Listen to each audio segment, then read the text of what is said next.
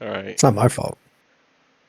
I rebound some of my keys for my recording fucking program. Tell them when you know. Because apparently I had like a stop recording button. I had no clue what that bitch was. So like we randomly are missing like 5 minutes on this session and like 20 minutes on that session. Mm. I forgot you were recording them. It's like, I forget that I'm recording them too, and then I look down and I don't see the red fucking circle, and I'm like, balls. sorry, damn it. Yeah, like, I mean, that's all you could really do. It's like, oh, that sucks. Turn it back on. Let's go. Oh wait, I gotta restart the API for this game. Oh, I believe that I have spell tracking up. I did not get to test it, because I had a lot of stuff happening this week. Is That's Raytheon more working? for which I only have 2 spell slots, so it's really not that hard for me to keep track of. Well, now you don't have. Well, okay. I know Hopefully how to now you count to don't have 2. to. You might still have to keep track of them. Let's go to my API, make sure my scripts are working. Alright, so the 5th edition. Oh, okay.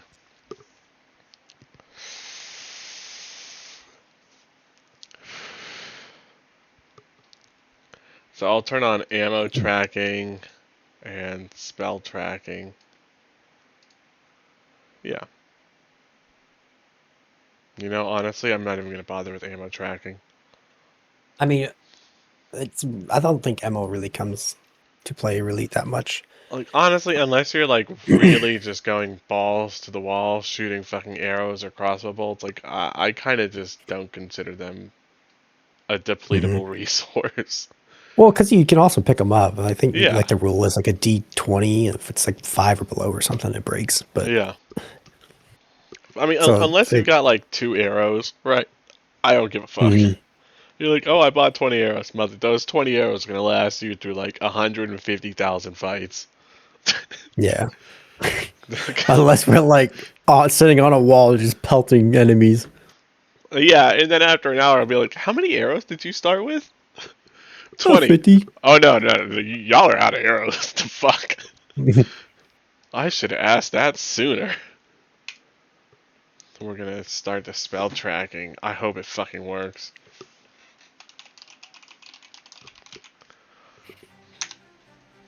No, bitch, I wanted it on! Okay. Why aren't you working? I turned it on, and it was like, oh, by the way, you just turned it off. Like, no! We still have the interactive map somewhere. Oh, I think It's in the mansion somewhere. So yeah, I pinned it, so we're good there. Yeah, Darko sent me the matches. I was like, I'm just gonna fucking screenshot this and put it on there. Like, I never met a group of people that wasn't nosy like that, so we're good. It'll save me the explanation. That poor guy, though. I'm sad. I know, he waited and everything. I know. You know, I guess if you got too much stuff fucking going on in the kitchen, you gotta take some shit off the stove, right? Well, that and it's like the tech issues is very annoying to deal with for him. Yeah, I'm sure. It's a nightmare. I don't think anybody enjoys messing around with technology. What camp was he at? Oh, I don't know. Okay, neither. It was said, but Camp I don't know. Darko. Yeah, it'll be Camp Darko. You know, I'm gonna have a crazy week. So spring break was going on, and my kids are both in elementary school, and my wife works for the elementary school as a janitor, right? And previously, her schedule was like 10:30 to 7, which was very fucking taxing because I would have the kids, you know, the whole day that they were home, and I would be taking care of everything in the house, and I would be making the dinner and all that shit, and then I had to go get her at 7, right? This school's like half a mile away, but still, it sucks. I mean, yeah, consistency. It's a constant thing. So, you know, that was pretty draining, right? Just kind of having all that stuff on your shoulders. And oh, she's calling me. Let's sushi. Uh-oh. What's She up? heard. Heard you were talking shit about Scatter! Scatter, guys! He was fucking Oreo, serious what- about me dressing up as Spider-Man? Dude, he's met me. He knows I can't be doing flips and shit. I mean, I would have fucking worn it.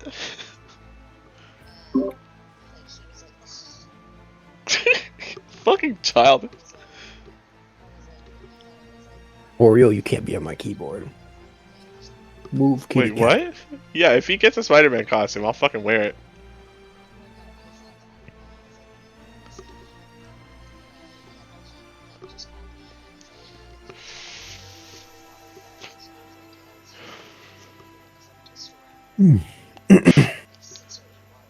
Oh.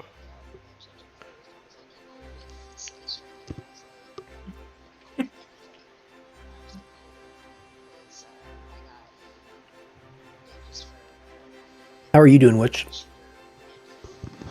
Good. How are you guys? I'm doing good. I'm pretty excited. It's nice Yeah, me looking too. forward to some D&D every week.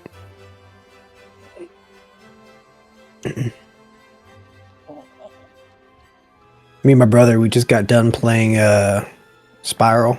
I think, what's it called? Slay the Spire 2. Yeah, Slay. Yeah, there you go. Slay the Spire 2. One of the Tierney guys is on that. He said it's fucking the bee's knees. It's pretty good. Tier literally just made a build where me and my other brother just stood there and do nothing the entire time. That's great though. So it's like, It's like, are you playing the game? Well, no, not really, but it's because I played the game so fucking good that now I'm just on autopilot. mm-hmm. Yeah, nothing got a turn. I Just have killed a everything for a turn. I have a frame like that on Warframe. They came out with like one of the primes, you know? And like basically once I get enough kills I can just stand there and everything dies. It's so nice. That's how I feel in like Diablo 3 when I was really into it. Sometimes you just want to feel like a god, you know? Yep. Why did my browser just crash? Roll 20. It's the spell tracking, guaranteed. Oh, I think it might be. Can you guys launch into Roll20? I'm in roll 20. Here, if it's still giving me problems, if it crashes again, I'll turn off the spell tracking, okay? Let's see. Crash. Wait. Crashed. Yep, Okay. okay, Let me try let me turn it something. Oh. Oh, do you When want do me you join? do you want me to keep it Well, let's see on? if the others can join.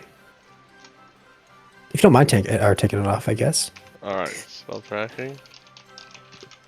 Spell tracking I don't know if it's just a me issue. it is off. Okay, now let's try joining.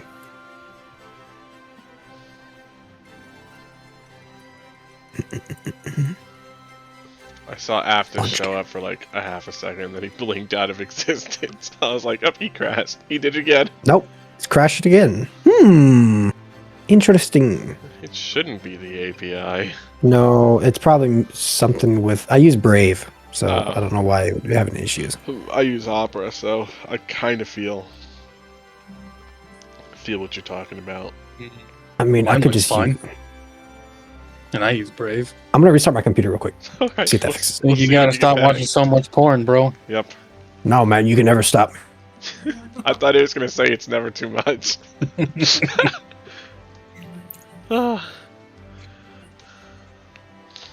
So yeah, so I got food poisoning. Oh yeah, so all that stuff was happening to my wife for like those times, and so starting Monday, they're gonna be moving her from like 6 to 3, which is cool. And then for all of spring break, she had to go in at like, I don't know, 7 or something, and she got out at like 4. And that was a fucking hassle because I go to bed at like 4 in the morning. So it was like, with every fiber of my being, because I actually like my kids. I'm not one of those, they have kids and they're like, oh, I hate my kids. No, I actually, like, I'm pretty keen on my children, you know? So I was like, As one should be. right? And so I was like, cool, Hopefully. it's a whole week. It's going to be me and, like, the fucking boys. Like, we're going to hang out. Like, my little sister brought me fucking Soul Calibur 4, like, so we got a fighting game in the house, you know? I was like, we're gonna, like, chill out, fucking eat, like, bacon and eggs and stuff, and, like, fucking play Soul Calibur, right? And, like, consistently the entire fucking week, I was just crashed out until, like, 10:30. And I was so pissed about it, because, like, you know, I was like, I'm totally committed to this mentally, but physically, it was like, no. I was so mad. But the kids had fun. They just fucking ran around eating chips all morning, and I was just like, you know you have to put that shit back, right? I don't want to go eating stale chips at like 11 o'clock at night when I want a snack. And then today, I was like, well, I'm sick as fuck, but I make them, every day when they come home from school, they have to sit down and read for just 30 minutes, right? So my 7-year-old is reading at a high school level, so I don't have to give a shit about him. I'm making him read so he has a better vocabulary, not so that he knows how to read. His brother is in fucking kindergarten, and he does not know how to read yet, so I'm just like, okay, you're practicing reading. He's like, I don't know how to say this word. I'm like, yeah, that's fine. Like, just fucking try. Sound out the letters, you know? And then he'll get it wrong, and I'll be like, yeah, see, that's fine, okay. And I'm telling him the rules of, like, you know, reading the English language. And then they're both like, I fucking hate these books that we have. And I was like, alright, fine, fuck it. So we go to Barnes & Noble's today. It's their first time in a fucking bookstore ever. And I'm just like, oh, this is gonna be crazy. And, yeah, it was pretty fucking crazy. They were like, look at all the books. And I was like, look at how fucking loud you're being.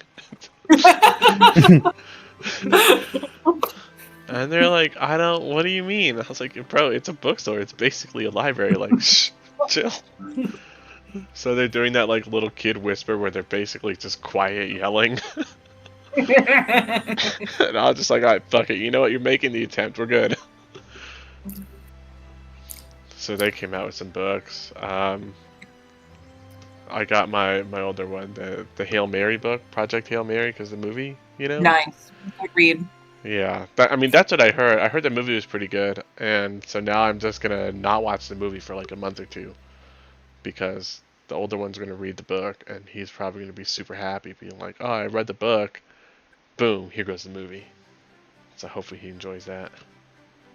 Super impressive that your 7-year-old is reading Project Hail Mary. Very impressive. Well, he hasn't started yet. We'll see how that goes. I'm sure that there's gonna be, you know, some rough spots in there for him, but he's pretty good at reading. He's got it down. He reads faster than some adults that I've met, so he'll probably be able to swing it. Hopefully. I mean, I'll be right next to him anyway, so this part of learning.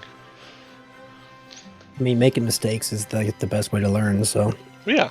I mean, that's kind of what I tell him too. I'm like, yeah, man, you're going to make mistakes.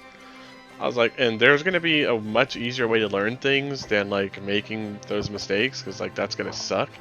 I was like, but I guarantee you nothing's going to fucking stick with you as quickly and as good as, like, when you fucked up real bad and made that mistake and had to go back and fix it, and it was a hassle. I was like, you're not going to forget that shit. Like, mistakes you learn from them. I was like, but don't, you know, try not to make too many. They got all pissed at me. I was like, you'll be alright. And then, we had fucking... My kids had never had a banana... They didn't even know what a banana split was. So we went to, like, fucking Freddy's, like, frozen fucking custard and like, burgers or whatever. And I was like, oh yeah, let's get some sundaes and shit. And I was like, I want a banana split. And, they don't sell banana splits there anymore. But the manager dude was walking around, and he was like, oh yeah, is there anything, you need anything? I was like, yo, can you make a banana split? He was like, we got the stuff, and I was like, I want a banana split. He was like, alright, done. So we got one.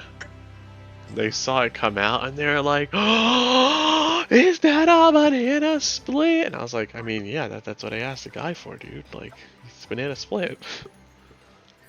It was funny as hell though, because they had their own ice cream and they were like, "Can I have some?" I was like, "Bro, it's called the banana split because you're supposed to split it with people. Like, you get a spoon." Like, these things are big. I can't eat that much ice cream. I'll die. Lactose intolerant. It was pretty good though. I had banana split in fucking ages. I was giving her a treat. It's nice to see there's two different dads out there. My dad would always teach me the wrong thing on purpose. He thought it was funny. Okay, in his defense, right? He was not wrong. It is funny. Objectively looking at it, it's pretty funny. But as a child, I would say stuff wrong all the time, and people would think I'm an idiot. And then I'm like, "Hey, Dad, they don't know what." I forgot what it was, but I was saying something stupid. I was like, "Dad, they don't know what this is." And he's like, "Well, that's because they just aren't educated." I still think one of my favorite things you said was Arkansas. Yeah, Arkansas, that was one of them. Yeah. We say a lot of words wrong at the house, but I make sure that the kids don't say them wrong. I'm like, no, you have to learn how to say all these things correctly before you start, you know, manipulating them into just goofy words. Yeah, yeah. Yeah, I didn't get that. I got the manipulate them into goofy words and then learn the actual pronunciation of it. That's funny as hell, though. I should do that to them. No, I'd never hear the fucking end of it. It's not like when we were kids. Like, everybody's nice to their children, and so like they feel safe catching a big ass attitude with you.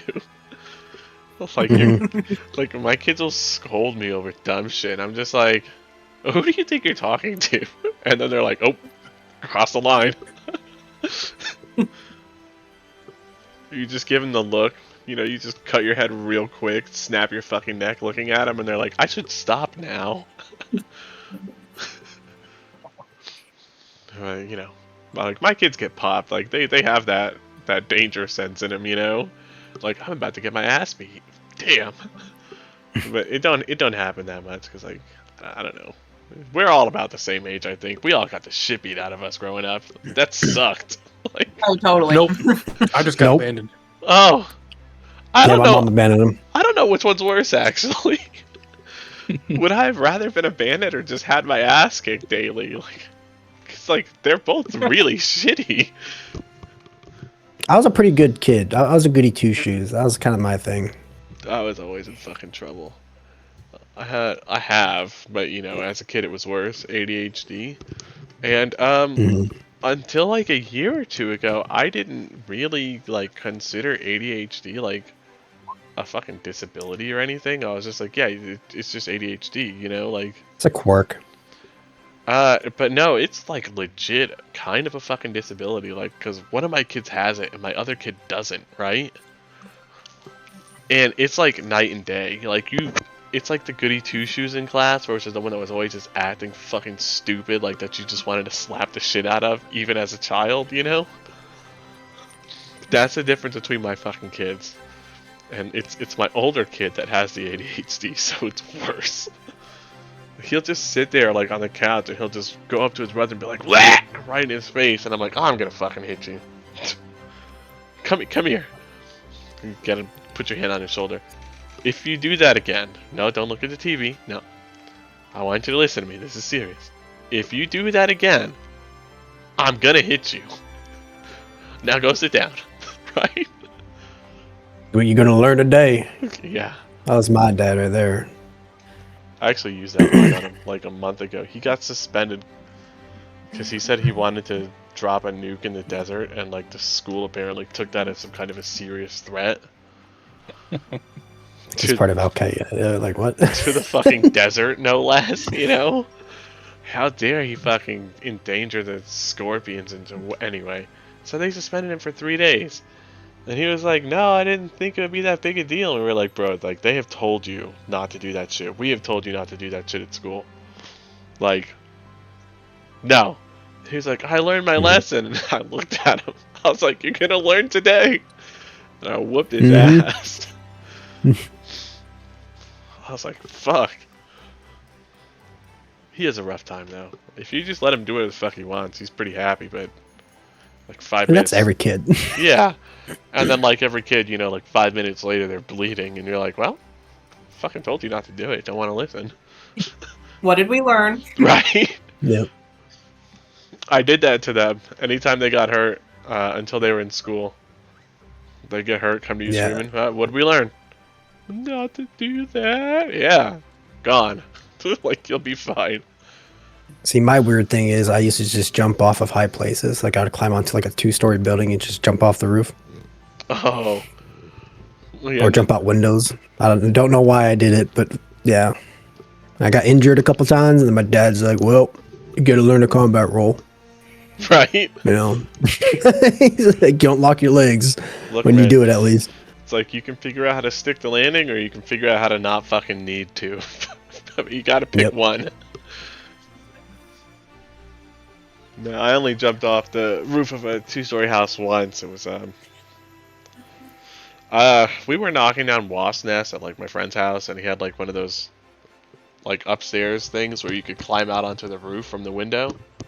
Mm-hmm. And so, you know, like that little part was sticking out on the roof. So we climbed out and we fucking hit the wasp nest, and we were getting chased like to hell and back for the wasp. So we had to jump off and run. And all I remember is like you jump, and it goes like, and then it's just like, ooh, fucking painful. God. After that, I was like, I don't think we're gonna knock down your wasp nest anymore. It was bad. It was fun though. We threw rocks at him at the wasp nest. Oh, did it work? Was it a good idea? I mean, it upset them. I kind of ran. I didn't really stay to look. It did fall. I mean, Oh, yeah. So that sounds pretty effective. yeah. We had like a bottle of 409 that we sprayed, and we got the shit stung out of us every time. Yeah, I never got stung. Because it's not fucking hitting them, you know? Like, you're hitting a couple of the wasps, but the rest of them are like, oh, well, let's go after that guy. Spraying fucking Bob and Phil, you know? And then you got like 13 wasps coming at you because you killed 2, and you're just like, That's why you always have the slow friend, you know? He takes the hits. right? He's the tank. That shit. And they'd always like fucking sting you on top of your head and shit. Fucking sucked. After this, I'm happy that you were able to make it work. I know. I just quick restart. I don't know what's going on with Brave, but I mean, I'm glad it worked. If it works, it works, you know? I ain't gonna question it. I just accept it. 100, like, exactly. That is me too. Let me make sure my pen's working, because we are officially at start time. I'm gonna do the fucking thingies later, because if I don't give you at least 2 hours of session before I have to go fucking die in the bathroom or in the shower, then no. You know what I mean? Like, let's be real here. That's fucking stupid. I'm not doing that. Where's the front page? There we go. So last session, who was our last one in? I think Crimson. Was it Crimson? Mm-hmm. Hey, Jevin. Yeah. You want to do the recap for us today? Okay. He's so enthusiastic about it. I was stretching. Okay. Where we last saw our heroes, they journeyed into the dark, dank cave full of goblins. Yep. I forgot. Eric tried to pacify. Eric and Corvina tried to pacify some wolves. Eric succeeded. Corvina did not. They moved forward and found a side entrance along a stream. They climbed out and ambushed some goblins that were holding Sildar captive. Jevin immediately rushed forward and took out their leader, whereas the rest of the party proceeded to turn them into mulch. Yep. Except for freaking Chimera, whose magic was malfunctioning for like half the time in the cave. It's the magnetic ore. It was messing up the ley lines. Yeah. The adventurers proceeded and eventually got the attention of some goblins on a bridge that tried to call forth a freaking tidal wave, which didn't do jack shit. One by one, the party ripped apart the goblins, but one got away to warn the boss. The party went back to Sildar to check on him and warned him about the evil bugbear Clarg, hyping him up like the freaking hype man. The party moved cautiously throughout the cave, offering to split up, only to find out it didn't matter. They finally got to the main cavern where the bugbear is suggested to be, but there was nobody there at first sight. Turns out, they snuffed out the fire and tried to hide like a bunch of cowards. But one by one, advancing slowly, the goblins were being taken out, and Clark made his dramatic appearance, and then was brutally murdered by Jevin with 3 hits. Yeah, it was bad. He was amazing. Overkill that- too. It hurt my soul. With that, the party looted the place, took all the crates and bags and whatnot that belonged to the travelers and whatnot, and took it to Phandelver, where they all stayed at the inn with the exception of Eric, who decided to stay outside in the wagon. The end. Good job. Do you have inspiration? You could take one if you want it. Yay. You've done well. Because Young Padawan. I completely forgot y'all were in the cave last session for some reason. I was What like, did you think yeah. we were? I just, for some reason, it was just Phandelver in my head. But you know, that's what happens sometimes. So we're in Phandelver, and you haven't been able to actually see the town, right? You came in at night, and you do know that there are a fair amount of buildings in Phandelver. You've seen the lights on. You came in, it was dark, so you saw the lanterns and stuff hanging at this house and that building and this one and the others, and nice. So you know that it's relatively well populated, but still small. It has a lot of room to grow.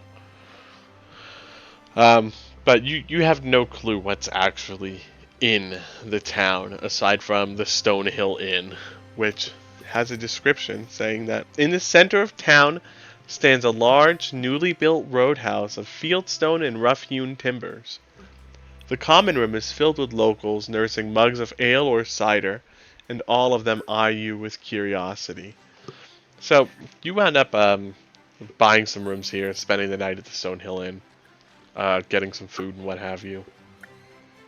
And at some point the next day you wake up. I don't know if you guys are early risers or late risers, or if some of you are early, some of you are late, but you wake up when you wake up, right? And you do receive the effects of a long rest, so if you need one, go ahead and give it to yourself.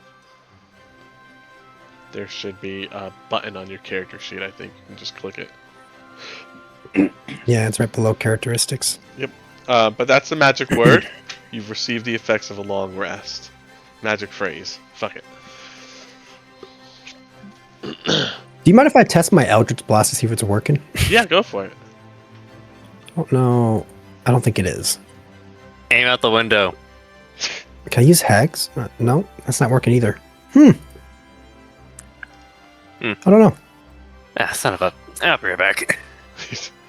Let's see. Maybe it'll work for me? Yeah, try clicking anything. No. Bro, I cast Thunderwave and it didn't even work. What the hell? Yeah, I don't know. I just stopped working like mid-session last time. Oh, looks like Witch is working. Okay, prestidigitation works. At least the real spellcaster's magic works. Hmm. Well, I don't know. We could always try. I'll try deleting it and adding it. Yeah, it's probably. I didn't even think of that. Eldritch. Do we have Eldritch Blast? Space. I think they can. There we go. Alright, I'm back. Spells. Let me delete Eldritch Blast. See if this does it. Player's Handbook. No. Does that not fix it? I don't know what's going on. I don't Well, No, I would say it's permissions, but you are the GM, so right. I did think you would have permissions. What in Sam hell?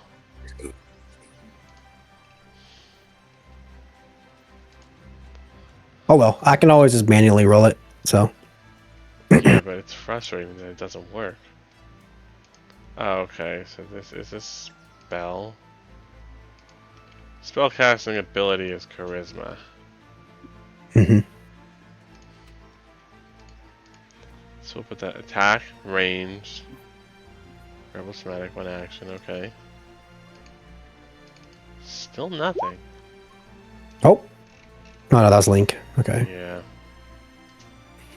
What in the I know I had to click it from the core page. I couldn't click it in the actual cantrip spells Okay, maybe when I did do it. So maybe I can do that.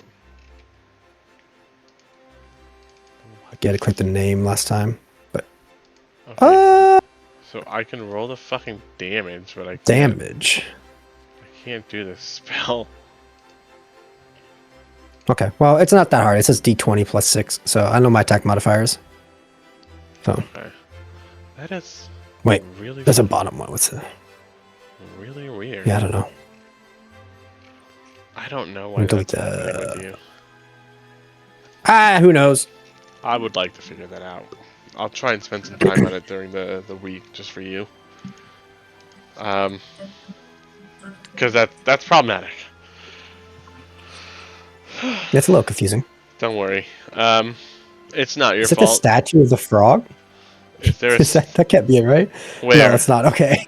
I unequipped the statue of the frog with the golden orbs, whatever it was, just to make sure it wasn't that. But it doesn't. I don't think it was. So That'd actually be really funny. Oh, you know what? Actually, let me check some other stuff because there might be a way. Well, you're not overweight. hmm You've got that on. That's good. There shouldn't be anything stopping you. no, it was working towards the middle, and then just suddenly stopped last session. So Yeah. Edit. It's okay. That shouldn't be it either. Let's go to your settings. Player character. That's all good. Yeah. Proficiency bonuses. Auto level. Simple.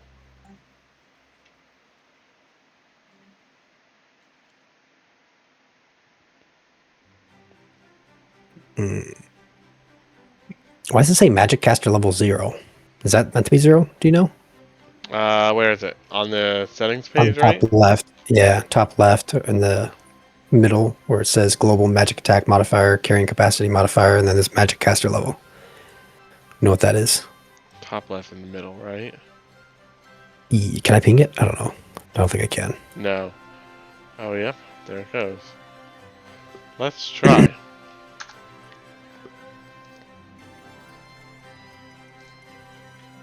No, I don't know what that did. Right. I'm gonna put that back. Let's put that back to 0. I'm gonna check. It's gonna set. No, it should be There a you go. 2. Wait, no, you're a warlock, right? I'm a warlock, so I don't know if it counts as the same. No, you're a half caster. Okay, yeah, I put it back to 0 then. I'm proud of you, thank you. Yeah, what the fuck? I don't know. It might be something where I have to recreate my token or something. But for now, I wouldn't worry about it. That'd be such a hassle. I hope we don't have to do that, but at least if we do, we can just screenshot it and change everything to be what it's supposed to be. hmm Let's see. Okay, yeah, we're good. We're doing good. So we all wake up at the Stonehill Inn, and we have the day to ourselves here. We've been set upon, or I'm sorry, we set out to complete a specific task, which was to bring a wagon full of goods to the town of Phandelver. And here we are now at Phandelver with the goods that we were supposed to bring. So really our job is, or your job, right, is done. And you're just here at Phandelver, so you could perhaps try to find a way back to, I think it was Waterdeep, or Neverwinter. Oh, it was Neverwinter. Sorry, thank you. So yeah, you can try to find a way back to Neverwinter. You could try to set up shop here in Phandelver, or you can just spend all your money drinking yourself silly at the Stonehill Inn. It's really up to you. We have to take the wagon to a certain place first.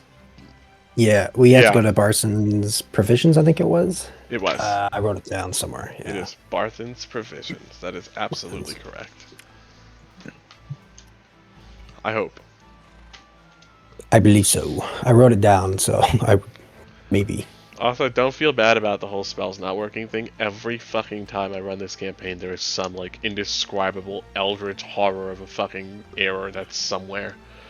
I'm not too worried about it. I just wanted to let you know so that you know when I manually roll, there's a reason. We had somebody the last time I ran this. I gave them vision. I gave them dark vision. And, they couldn't see. Nothing I could do. I don't even remember how I fucking fix it. It took me like 2 hours on a weekday where I was just like trying everything to make their vision actually work. Because again, they had vision. Their token had it attributed, so they should have been able to see. It just wasn't working. So there's always something, somehow, some way. Technology, man. I'm gonna spend like 2 fucking hours on like Wednesday or some shit figuring that shit out, hopefully. And ideally I'll be successful. But yes, so what would you guys like to do in Phandelver, bright and, I don't know, in the morning at some point? Probably. I feel like we should probably start with taking our stuff to the that Provisions place. Yep. I think, yeah, I agree. I definitely think when everyone's getting up and like heading back down to the main tavern / bar area, we would just rendezvous and be like, Keimer would be like, well, we might as well go to Barthen's Provisions to actually complete the delivery instead of just leaving the supplies out in the open. It's not. At least Eric's guarding it. Yeah, I don't know if that was meant to be his bed, though. Well, he insisted. Fair enough. I don't really have much of a problem with it. Maybe the owners of the Provisions would be happy with a barbarian sleeping in his. What they don't know won't hurt them. We just leave him in a crate in the on the wagon. He's 50. He'll have a heart attack. Oh no. Barthen is 50. He'll have a heart attack. Is Sildar? Is Sildar around? Technically, yes. Keimer would like to approach Sildar and he'd be like, hey Sildar, I know you said you would reward us for escorting you here to Phandelver. By any chance, could we get that gold now? So Sildar, you know, his mouth is full of food. Ma! Takes a sip, drinks a little bit of mead. Well, yes and no. I would have to write basically, you would have a receipt, right? And you would take that to someone with the money, and they would give it to you. Kind of like a bill of sale, I suppose. But if you would like, I can certainly write it for you right now and stamp it with my seal. I mean, I don't particularly care the way we go about it, as long as we get the money. Very well. Have you some parchment? I have a scholar's pack, so I believe I do. Excellent, excellent. Bring it here. I'll make one for everyone in the party, correct? Yes, he said 50 GP for parties, so I don't know how we want to split that or whatever. Since there's 4 of us. Well, I can just make it in one lump sum if you want. We could probably just take it into one lump sum and then turn it in as a party, and then we can figure it out amongst ourselves. Okay. Let's see here. I have to make sure I'm fully appraised on how this is going to actually work out with, you know.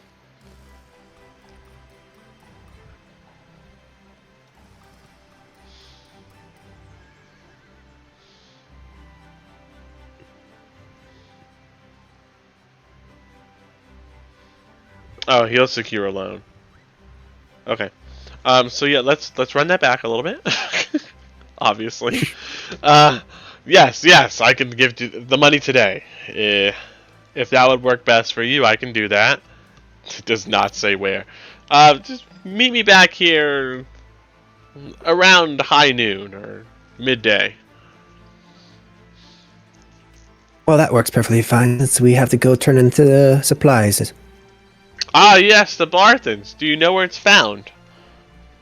I don't know, since I'm new to Phandelver, but I can definitely ask around, unless you seem to know. Yes, indeed, I do. So here we are at the Stonehill Inn. We're on the corner. If you go through the front doors, and he's going to just point to the big front doors, you just turn to the right, and you go down that road there. The smithy will be on your left, and Barthen's Provisions will be at the end on your right. Big building, red roof. Okay? You simply walk in there and tell old Barthen that you've brought the goods. Right. Is it from a certain recipient, or like do we say it's from Gundren, or who is it exactly from? Yes. Tell him it's from Gundren. Indeed. Okay. Well, And that's the rest of the stuff? Okay. It had a sigil on it. It did it? Very well. Let me. I'll finish here, and if you have not yet departed, I will go, and I will look at this sigil that you have on these crates. Are they all from the same area? I don't know. Let me check with the DM. DM? They are. Yes, it is. Excellent. Okay, well, at least we won't have to worry about managing, hopefully, any stolen goods, right? Yeah, I'll finish eating and just stick around for a brief moment. I'll be right out. Gundren. That sounds fine to me. Plus, I need to check in with Eric to make sure he's up and about. Well, yes, a wise idea indeed. I've heard tale of ruffians around the town. I don't think he's been around this town that much. Well, I don't think he's the ruffian. Let's see here. So he'll finish his breakfast pretty quickly. You'll have enough time for like a morning routine. You brush your teeth or whatever, assuming your character brushes their teeth or has teeth to brush. Yeah, I would definitely go around updating Jevin, Corvina, and also what's the other guy's name? I forget now. It was Elric. It was Elric, right? It's Eric. Elric and then Eric. No, there's Eric and then Elric. Oh, okay, yeah.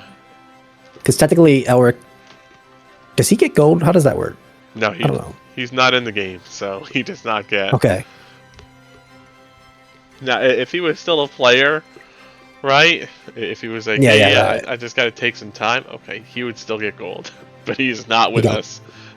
He got lost in the forest. Yeah. Yeah, we misplaced it. Yeah. Kymer would go around and check in with Jevin and then Corvina and inform them of what's happening, unless you guys were nearby when that happened. So. Were you guys nearby? That is a good question. I assume I probably wasn't good nearby. She's praising. It's a coin flip. It's a coin flip for Jevin.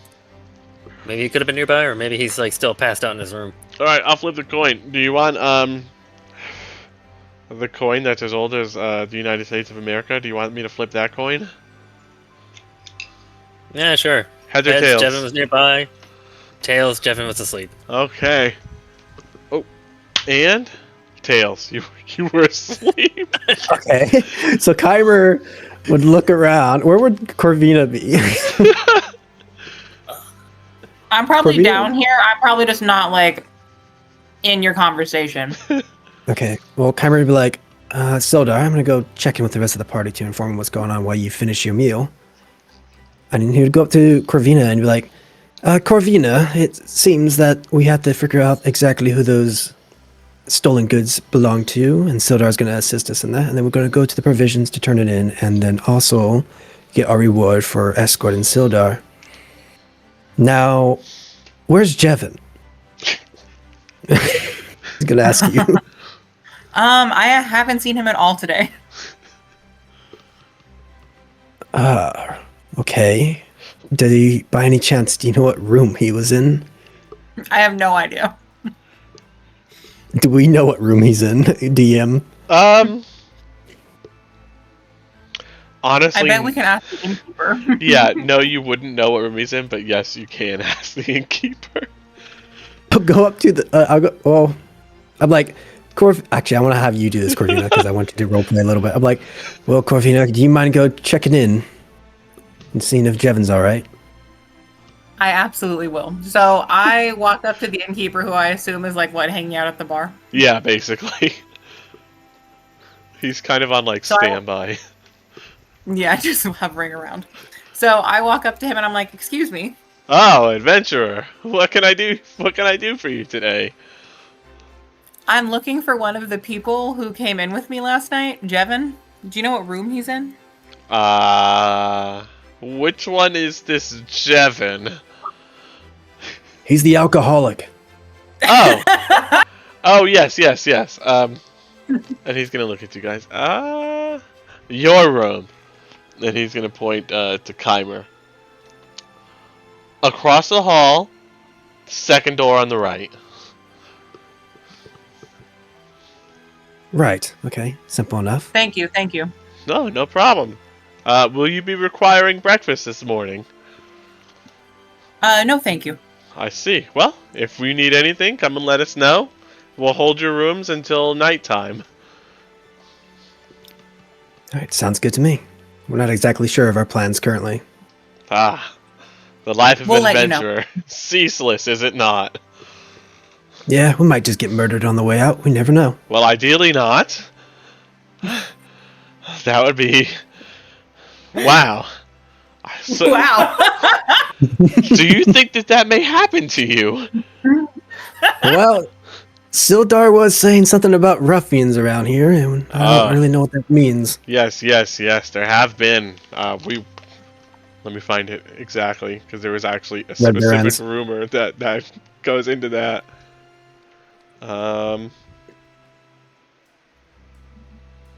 Yes. Sildar mentioned Red Barons, I think. I heard that Phandelver, he was our woodcarver, he stood up to those ruffians. I believe they're called the Red Brands. It was nearly 10 days ago when they came by his shop and leered at his wife. He was murdered, actually, so... Certainly, these ruffians are a cause for concern and, in my opinion, alarm. But, even more concerning is that his wife and daughter, as well as his son, have gone missing. I mean, Kyber would be like, oh man, how would you react to that? He'd be like, I don't really want to ask for a reward because that feels evil. I'd be like, I'm trying to think. He'd be like, well, do you have anybody on that case, or what exactly is happening with that? He gets kind of like quiet about it. Surely these things will sort themselves out with time. Right. Well, Is there a town magistrate or somebody maybe we should talk to about this? I'm asking the innkeeper. I'm actually unsure. I don't believe that. I remember most of the Phandle in town, so... So, from what I remember, in last session, you said Sildar was from the Lord's Alliance, and he came down here to help out Phandelver by protecting it? I think? Yeah, but that doesn't mean that they have police or anybody really in charge. Yep. Okay. So, Phandalin has no function. Okay, so I guess we'll give this to you in character because we're fucking playing. Might as well, right? Well, we have no real government in the town, so I suppose a magistrate would be a bit of a reach. But we do elect someone to serve as the town master every year, and that person serves as a judge in minor disputes, and they also keep records. Right now, our town master is a man named Harbin Wester. But I don't believe that he's going to be of any assistance in stopping these ruffians. So it would probably be best to avoid their notice, if at all possible. Well, I Thank you for that appreciate the information. information. Corvina, you want to go get Jevin? Yeah, but I don't know where your room is either, so it looks like we're doing this together. Oh, okay, yeah, that's true. Just give me, like, from my point of view, I guess. I will, right, well, let me lead the way. And then I'll show Corvina to the room 2 doors to the right, from across my bedroom. Yep, and, obviously, you get there very easily. I'm going to bang on that door. Oh, just slamming on it, huh? Yep. Like you have a warrant slamming, or just regular slamming on it? Regular, we won't go too crazy, but I'm kind of anticipating him being hard to wake up. Like, he drank last night. Jevin, your door has got some knocking going down on it.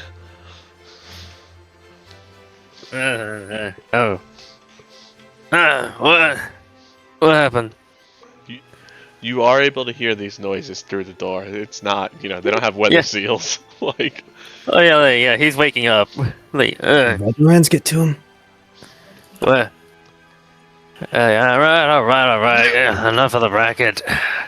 Jevin walks up all lazily and opens the door. His hair's a mess. He's like his shirt is like half on him. He's like, what? Dress, we're leaving. Already? We've got lots to do today. Don't you want your gold? All right. Then let me get my damn armor on.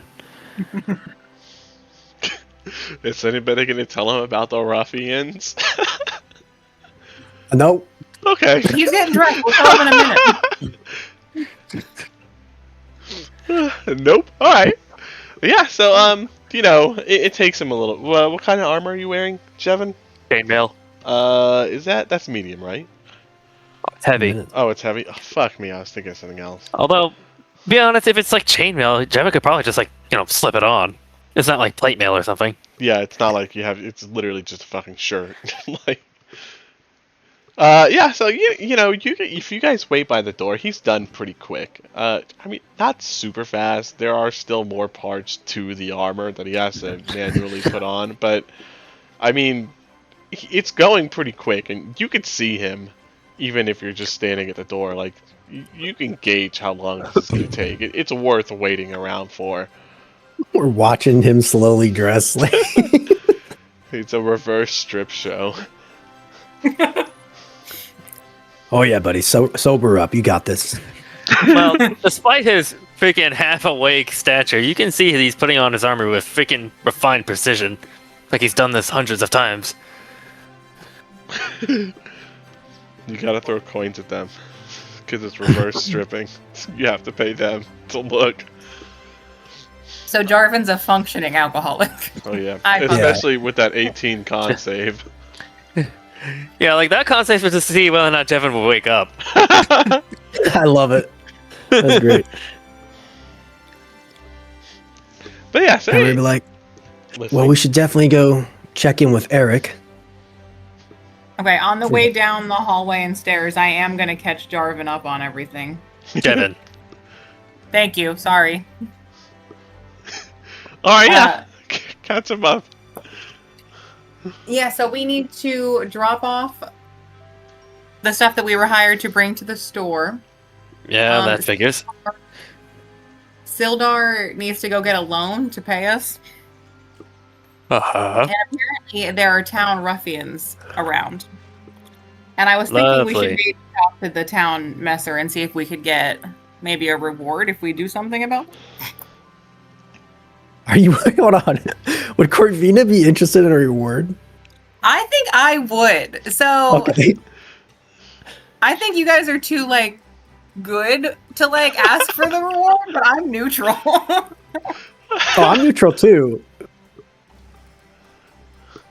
All And I I, don't feel like asking for a reward sounds evil, depending on how you phrase it. all I'm gonna say about it is Corvina's character, from my understanding, definitely wouldn't not be interested in the fucking That's reward. what I'm saying. Hammer's an opportunist. That's basically a fundamental as it is. So, Well, deal with the ruffians for coin, eh? Ever the pragmatists, you two. Fine, whatever.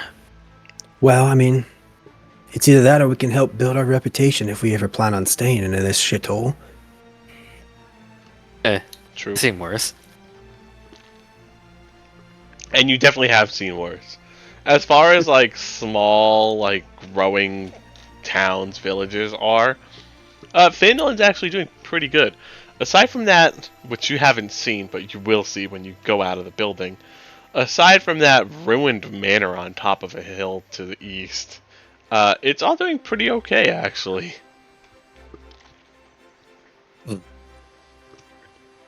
Yeah, fair enough. I mean, it's not really my type of environment.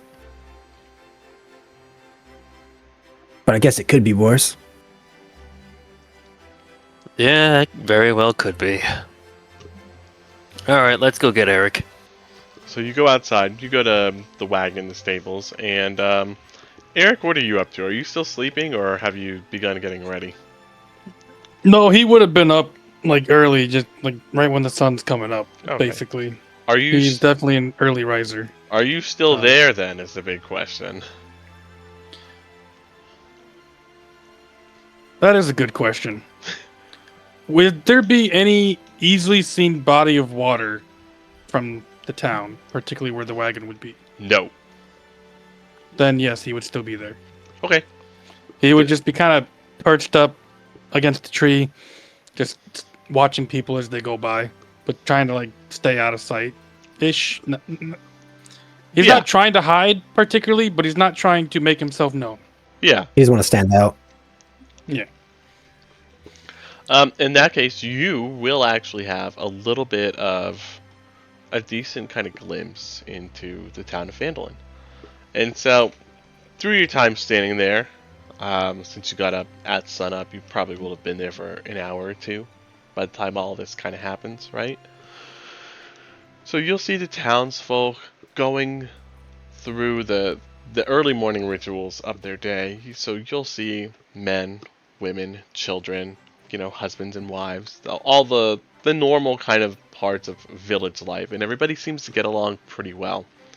Every now and again, you're going to see somebody dressed in, I believe... Alright, I can't find it, and I don't feel like cutting off what I'm saying. So, I believe a red or kind of maroonish cloak. Face is hidden, can't see anything in their pockets, waistline is hidden, right? Essentially completely concealed on all parts that would matter for concealment. And there's not a whole bunch of them, but it's striking you as very odd. This is, obviously a distinct uniform. More than one person is wearing it. It's definitely not the same one. It's like they have different statures, different physiques. So it's not the same person that's just kind of going back and forth. This is a strange thing, and you do notice that the townspeople, when those individuals are kind of walking around, the townspeople give them a very wide berth, sometimes even going to the other side of the street. You'll see that across from you is the townmaster's hall over here. So I guess straight ahead. It's a little bit hard to make out, but you can make it out. There's a sign that's just at the right angle where you can read it. The Townmaster's Hall, from what you've seen, has nobody going in or out. You haven't even seen the Townmaster go in there. Nobody has gone into that building or left it. You turn around, kind of from all this people watching, and you see the Stone Hill Inn, and it's very nicely kind of put together. The rafters, the field stone, the stone, the timbers, all of that is put together in such a way that it would certainly make you believe that an architect had something to do with the construction of this building. And it wasn't just for sturdiness, it was for aesthetics. This inn, while not comparable to something in, say, Waterdeep or Baldur's Gate, is certainly very pleasing to look at and additionally well built. As you look to the west, you see just this big open grassy space, which you can identify as just the town's green, just where people go to have picnics and, hold kind of festival events. Just look at the clouds, that kind of thing. It's just a hill of greenery that is its entire purpose, is just to be there and be green, right? As you look down to the east instead of the west, on a big hill with a winding road leading up to it, you see a gigantic building, twice as large as the inn. And you don't know what it is, but it is in complete disrepair. You can't see the roof, but you can see how much of that roof is missing just from your location. You can see the birds flying in and out of what should have been an enclosed space. It looks like there maybe had been a fire there. It just looks like an abandoned, destroyed noble's mansion. By the town's green on the west again, you will see what looks to be a shrine to some deity. You have no idea. You'd have to go over there and look, but it certainly looks to be some sort of a shrine.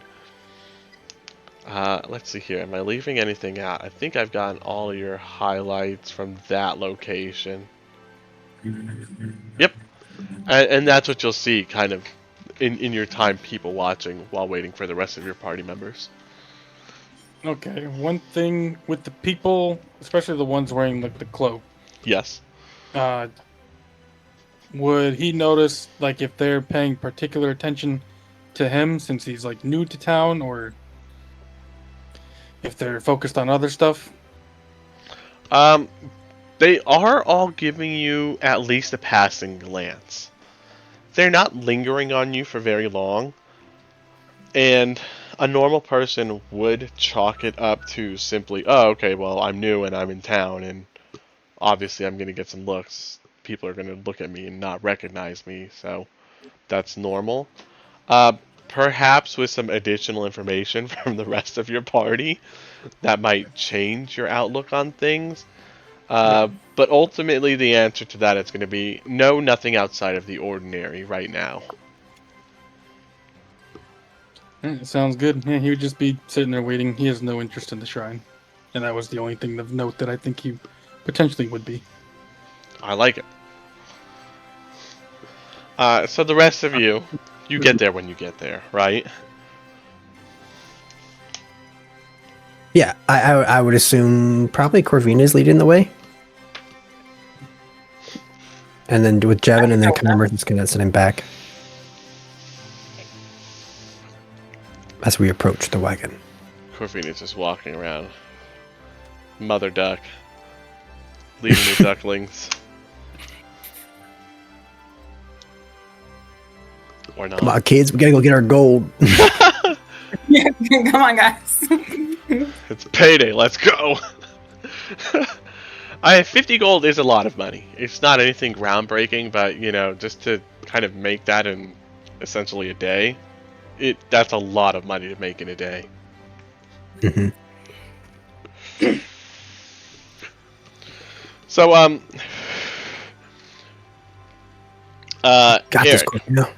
Eric, Sildar's gonna meet up with you, and let's see here, he's gonna walk up. Ah! Eric, it was, right? Yeah. It's good to see you unmolested. He's gonna hold out his hand for a handshake. He'll awkwardly accept it, Okay. shaking overly too hard. Ooh, firm handshake, lad. Good deal. Trustworthy, I see. Well, the rest of the party is on their way here. I believe they had to go get, I think his name was Jevin from his quarters. But they'll be down here soon. I hear you're going to Barthen's Provisions today to finish the delivery. And then after that, you'll meet me back here at the Stonehill Inn around midday, and I'll give you the 50 gold that we'd spoken about yesterday. In the cave, if you'll recall. Yep. Yeah. Yes, excellent. Yeah. So, Go ahead. I hear that there are some crates that you need me to identify the origin of. Can you show them to me, please? I cannot because I never. Not yet. I have no clue what you're talking about. Oh, they're on the wagon.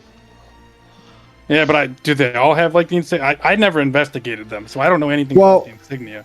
Oh, Did you not help us load it up? I helped you load it up, but yeah. So you would have seen them. Okay. You'd be able to show him, but you could give him that information if you want.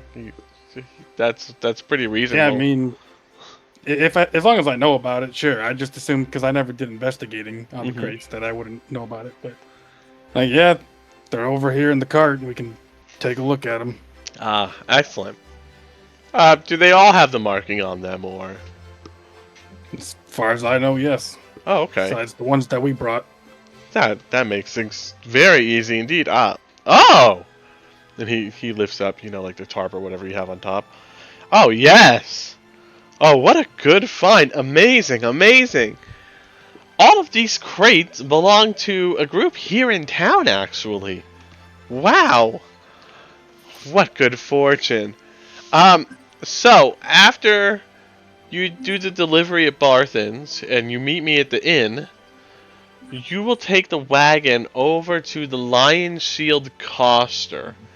And he's going to point just across the way over here to the Lion Shield Coster. I'm going to focus ping.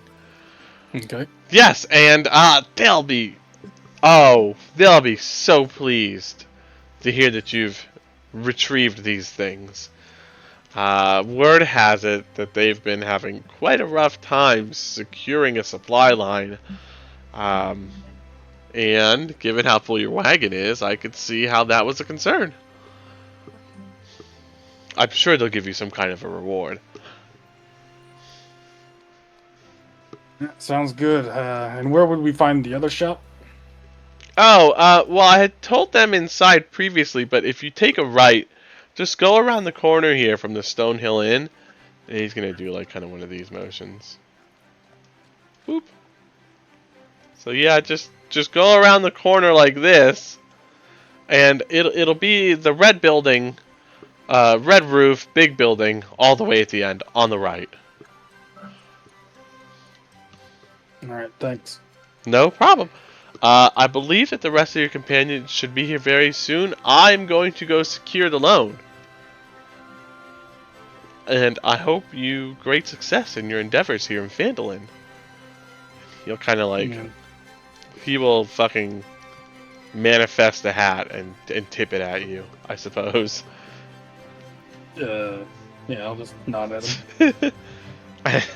And so, Sildar just kind of leaves at this. He walks out of the stable, walks across the street, and he's just walking through town now, presumably to go to wherever the bank is in Phandelver. As you're watching him kind of walk away, the rest of your party is going to show up to greet you in the morning.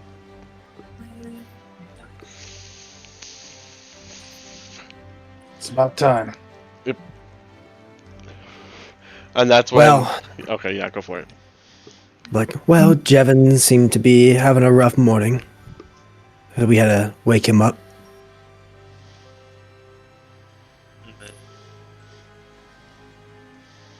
Did you just go mega? Yeah. Was that your response? Mega. Well, he did quite the physical exertion yesterday, so That is true. You guys would, to some extent, be sore. Especially if you took damage. Yes, well, he is leading the most kills. I do want it to be said, like, this doesn't pertain to the interaction right now. This is just kind of overall, right? So when you get into a combat encounter and you get hit and you lose HP, it doesn't mean that you got like stabbed or sliced or whatever, right? It could just be that like the sword hit you and it was enough to get through your armor, but like you're not bleeding, you're just hurt. Like that hurt, you know? Yeah, getting the air knocked out of you. Yeah, or you know, like you're gonna be very bruised there tomorrow, but like are you going to be bleeding? No, perhaps not. So it's not always like you're actually getting sliced or stabbed or cut or whatever, right? So most of you, I don't think anybody really fell far in HP at all. Did you? I went somewhat think low so. because of Clark. Oh, okay. I think I was at like 4 or something. Okay. In that case, you would probably have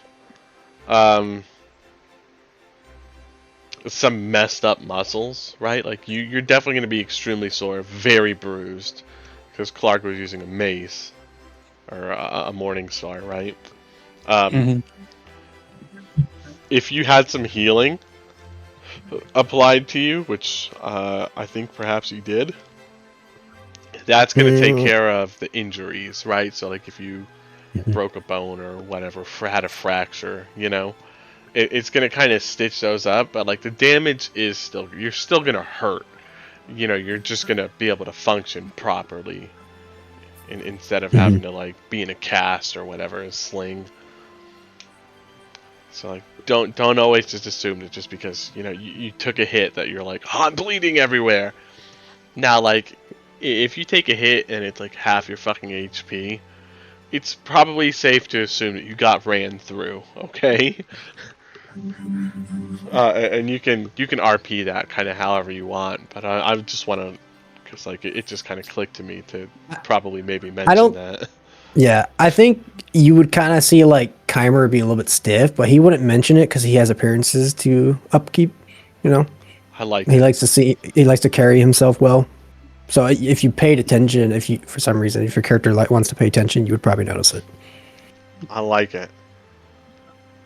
Okay, aside from that, so yeah, you guys are all together. Keimer would be like, "Well, so Eric, we got to head over to the Barthen's provisions to go turn in the actual, you know, quest that we were put on." Yeah, he just missed Sildar. He told me all about it, and he also wants us to go over there. He'll point towards it for the rest of it. Ah, that must be the stolen ones then. Well, that means I don't really have to update you, so that works out for me. So I think we should. I'm gonna ask him. Corvina's gonna ask Eric, did you see anything last night? Everybody's talking about ruffians. No, seems pretty clear in the town so far. He will tell you nothing about the Red Cloak guys. Sounds good. I mean, he wouldn't know anything. He doesn't know. think anything of it. It's like, yeah, according to the barkeep, I guess there's a bunch of group of people running around here. Did the barkeep say the name? I know Sildar said, I think, but he didn't say the name, did he? Red Brands? I think I said the name, but I'm not sure if You he did, said but the no. name. Okay, so yeah, Keimer would be like, yeah, supposedly there's just a bunch of ruffians going about terrorizing the innocent population around here. And I guess they kidnapped the family. I Just guess like- that's Terrorizing, huh? something about a logger's family. I think it was. Since you did mention that, he will say there has been a few people that others have given a wide berth to as they go about their business. Almost like they're afraid. So for everybody, that would kind of be like with the information that you have, right? That would be like a, hey, wait a second moment. Because a town this size, everybody's going to know everybody for the most part. So if they're giving somebody a wide berth, there's got to be a reason for it. Are you sure they weren't nobility? Does anybody in this place look like nobility? Usually there's always a noble leading a small town. But if it's a group of people like you say, then it doesn't exactly make sense. And we know they're not guards because there's no guards here. No law Yeah. enforcement of any kind. None that you've heard of. None And the that we've heard barkeep- of. And the barkeep was also surprised about seeing adventurers too, so that means we're not that common. So we can rule that out. No guards. There sure are quite a few people wearing similar uniforms.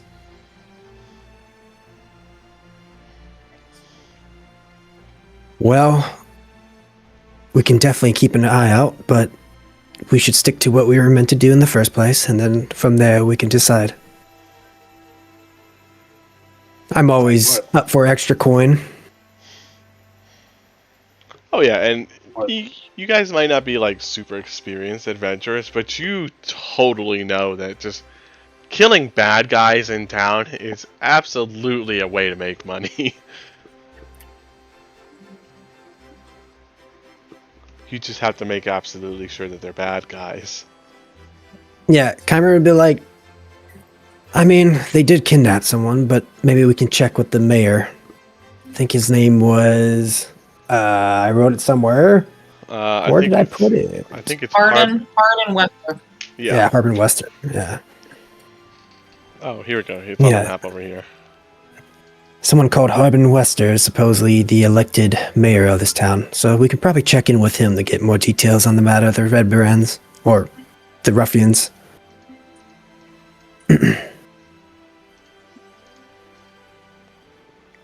That is, if you're interested in staying. I mean, the place Oh. is nice, but why should I help these people? Good question. For coin, my friend. It's kind of weird that the noble who didn't want to help or go on heroics is all of a sudden wanting to be a hero. Well, I don't particularly enjoy the suffering of others, especially when it comes to children. But I also know that sometimes you just can't stick your nose into other people's business. That's how you kind of fall for trap. Yeah, There let's you go. just get this over with. I populated some of the labels. I just realized that they were visible to me, but not to you. Hey, look at that. Oh, Sorry about that. And there are more. You'll get more as we explore. So the way that we kind of do these open explorations is you have the red dot, right? So Yes. whenever you're in a town or you're on like the world map, you have control of the red dot. So you can just kind of move them around with the arrow keys or whatever. But basically the red dot is the whole party. So if you split the party, don't forget to drag another red dot onto the board. I can't control the red dot, but I Every would fucking assume. time with this red dot, I can't control it either. You know what? I would assume the party's going to Barthens. Do I have just a red dot? Yeah, I do. The red dot. I am the dot. I am Yes. the one who. I Okay, I can control move it now. Yes. There we go. No, I can touch it too. Good. I had to attribute it to the red dots. I am the dot. Who wants to be the master of the dot? I Really? can drive the dot. Corvina is now the master of the dot. Congratulations. I am. Lead the way, Mom. Lead your party. Mama duck.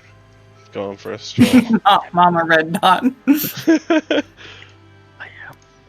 So, we go over here to... I'm listening. So we go Okay, over. so I'm listening Yeah. again. how you go? No, you go, because it's gonna be a No, I mouthful. don't really have anything valid or important or Oh. insightful. Are you sure? Yeah. All right.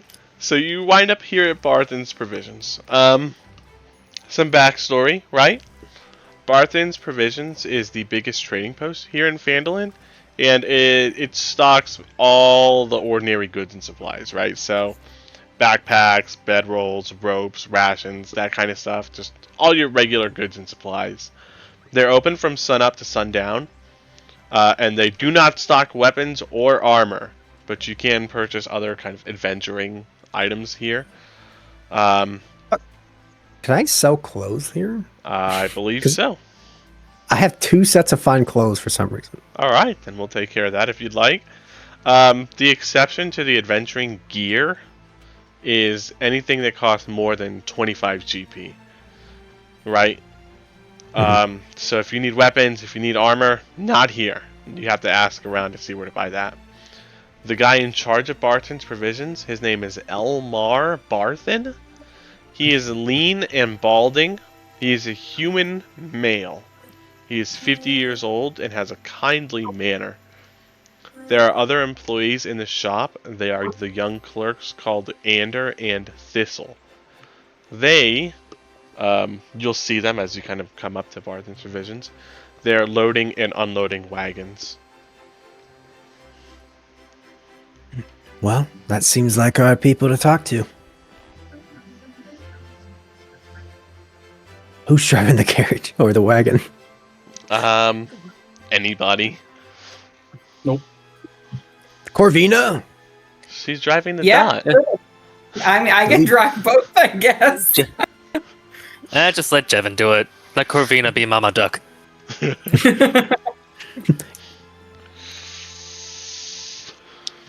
Alright, so you hop off the wagon. How do you want to do this? Do you want to go inside, or you just want to flag down Ander and Thistle? I'd probably flag down the Endo and Thistle, the 2 workers, and be Alright. like, "Excuse me, it seems like you work here at Barthen's Provisions. Is this the place?" Yes, sir, indeed it is. Welcome to Barthen's Provisions. How can we help you? Well, we're actually here to help you. This is your request of supplies. From Gundren or Gundrenin? Ah, the dwarf, yes?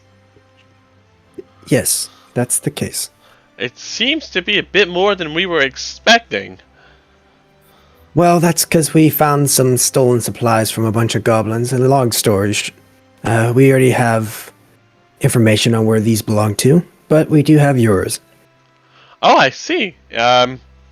Well, thank you very much for bringing them here. I'm sure Gundren will be more than happy to have these.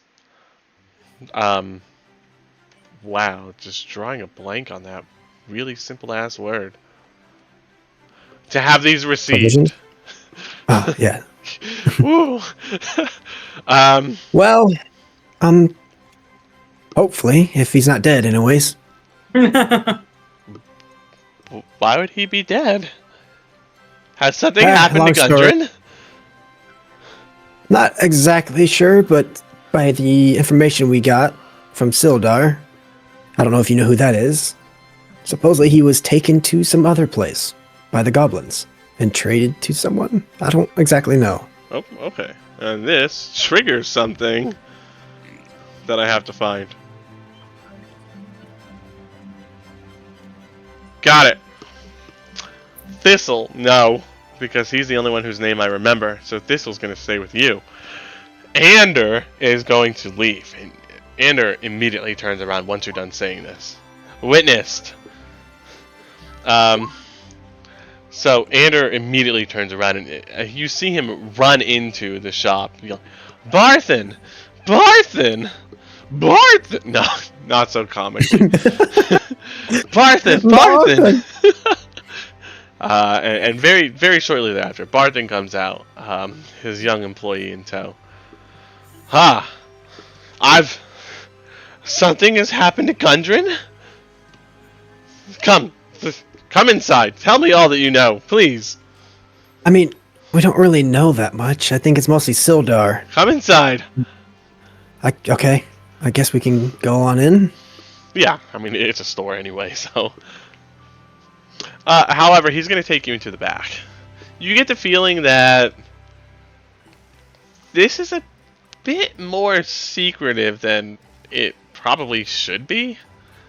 Just kind of from the way that he's acting, you don't even need to roll. It's apparent. I have the party with me, right? I'm not just going in here by myself. Oh well, that's up to the rest of the Oh, party. yeah, But okay. either I one's definitely good. followed you. Kyber would not be on alert then. He'd be like, all right, yeah. So you go in there and he closes the door and you kind of see him like look through the window and everything. The old kind of, what's the word? Gabagooey, I guess. Scout around. Yeah. Taking a look. Taking a gander. Yeah, he gives a gander. Sits down. It seems like there's been a weight put on this man, just instantly, right? Tell me, what is this of Gundren? Well, I mean, to be honest, I don't fully know the whole story, since Sildar is the one that was captured with him. If you know, do you know who Sildar is? Yes, and he was captured, you say? Right. So originally, Gundren and Sildar was going to be traveling with us, and supposedly, something happened, and so they went off from the wagon. And on the way here to Phandelver, they got captured by a group of goblins led by a bugbear named Clark. Supposedly he was strong. Really, he's not that strong. I mean, he did just really easily, but no, that's not really that important. Dude got Clark. Yeah, don't be a Clark. But Sildar said something along the lines that Gundren was taken somewhere to a castle or something. I don't know the full story, to be honest. And that a map was stolen. And I don't something know. about a Black Widow. I think. Wait, was it Black Widow? Oh, what am I thinking of? Hey, look, the information Black Spider. the information what you it was. remember is the information you have. Something about a black spider. I don't fully know the story. I see. Okay. I had a dot on my screen. I see. So after you finish telling him this, you're gonna see like a single tear kind of drop from one eye, and the other one is just like full of like it hasn't dropped yet, but it's just this big glob of water just waiting for its chance. Kymer seeing that would be like, well, hold on. We didn't exactly find a body, which is a good thing. Because gonna- goblins typically don't just keep people alive, He gives which you means they had a reason. he gives you that slow nod that people kind of do. You know what I mean? Mm-hmm. He's like he's half there, half somewhere else. And then he's suddenly very animated facially, right? He's still 50. He's not going to de-age. But the life goes back on his face essentially, and he gets up and he grabs you by kind of Oh, okay. the shirt, your cloak, jacket, whatever it is that you're wearing, kind of right in between. In terms of position, if you get your hands and you make them into a fist and you just place them right in the middle of your chest, in between your nipples, right? Mm-hmm. He right there, and he begins begging you, right? Please, Avengers, please, Conjuring Rock Seekers, dear friend of mine. I hold him in high regard, and surely you must too. If he is alive, surely you must find it in your hearts to go and rescue him. Well, I mean, I'm always willing to help out where needed, but I need compensation. I mean, it does take the money to live. Name I it. can't just waste. Practica. Name it. I'll give you Usually my it's the other whole way around. shop if it's needed. No, Please I don't need your whole save my shop. friend. Okay. Conjuring- Compensation aside, we don't know exactly where to start. Yeah, that's another whole ordeal right there, to be honest. You're telling this to Barton, right? Yeah. That's It matters not. I'm sure you'll be able to do it if he's alive. You'll be able to find him. I know it. I know it in my heart. You must save my friend. Do you guys have any recommendations for requests? He's still Kymer would be grabbing like- you. Kymer would be like stiff as a board, looking over at him like over his shoulder because he's not used to hugs, and he'd be like, Corvina is uncomfortable. Kymer would look over at Corvina and Jevin, and is Eric here? I don't know. I know he went AFK, but He is here, but he's also AFK. yeah, I would look at Jevin and Corvina and be like, I mean, we can always attempt to rescue him. I mean, it's not. I'm not against it. We could talk to Sildar again and get more information. See what we could do. He begins to regain his composure. Still sniffling, still, kind of out of breath, neither of which I'm good at fucking pulling off Yeah, verbally. and then Kymer would be like, I mean, if we could check in with Sildar, do you know much about the territory around here? Maybe we can try to figure out the general layout and figure out what possibly ruins they went to, wherever the case may be. I feel it's possible. I may know. There's also Right. there's always the map. I mean, it's definitely a Sildar question. It's kind of why I wanted him to be here. Let's see here. I think he might actually know. So let me Yep, and Kymer, when you're trying to figure it out, Kymer just be like, and I don't exactly like to make requests when I can't exactly fulfill it. I don't exactly know what a good payment would be for that. And I definitely don't want your shop. Maybe Jevin does, I don't know. Okay, you guys are able to roll a DC 15 history check. And that's gonna... All of us individually, or? If you'd like. Okay, sure. Yeah, it's I have, it's one of those 25. if you want things. 25% chance of success. Nope. Oh, good job, Aft. Oh, with a +0. Good job. You rolled a 2. Okay, so kind of during all this, Barton's gonna mention, right? And it's because I'm doing a lot of this on memory, just so that I don't have to every 10 seconds. Let me read the book. No. Right? So it's a small detail, but it's going to give you the ability to kind of piece some things together through learned history, kind of area, life, all that jazz, right? So, Barton is going to say, during all his weeping and stuff, about how he was excited by talk of discovering the lost mine of the Phandelver's Pact. Right? It's going to be kind of during all the sobbing and please you must rescue him, like, what do you mean something happened to Gundren Rockseeker? Oh, I was so excited. You know, he said that he found information about the lost mine of Phandelver's Pact. Please save my friend, you know? Kind of like that. Like, it's something that he said, but in passing. But, now that you have a moment to think about it, you're going to be able to try to piece together some of that, like, missing history just for the context. So, let me find out exactly what I can tell you, because, you know... Okay, you get 2 whole paragraphs worth of information.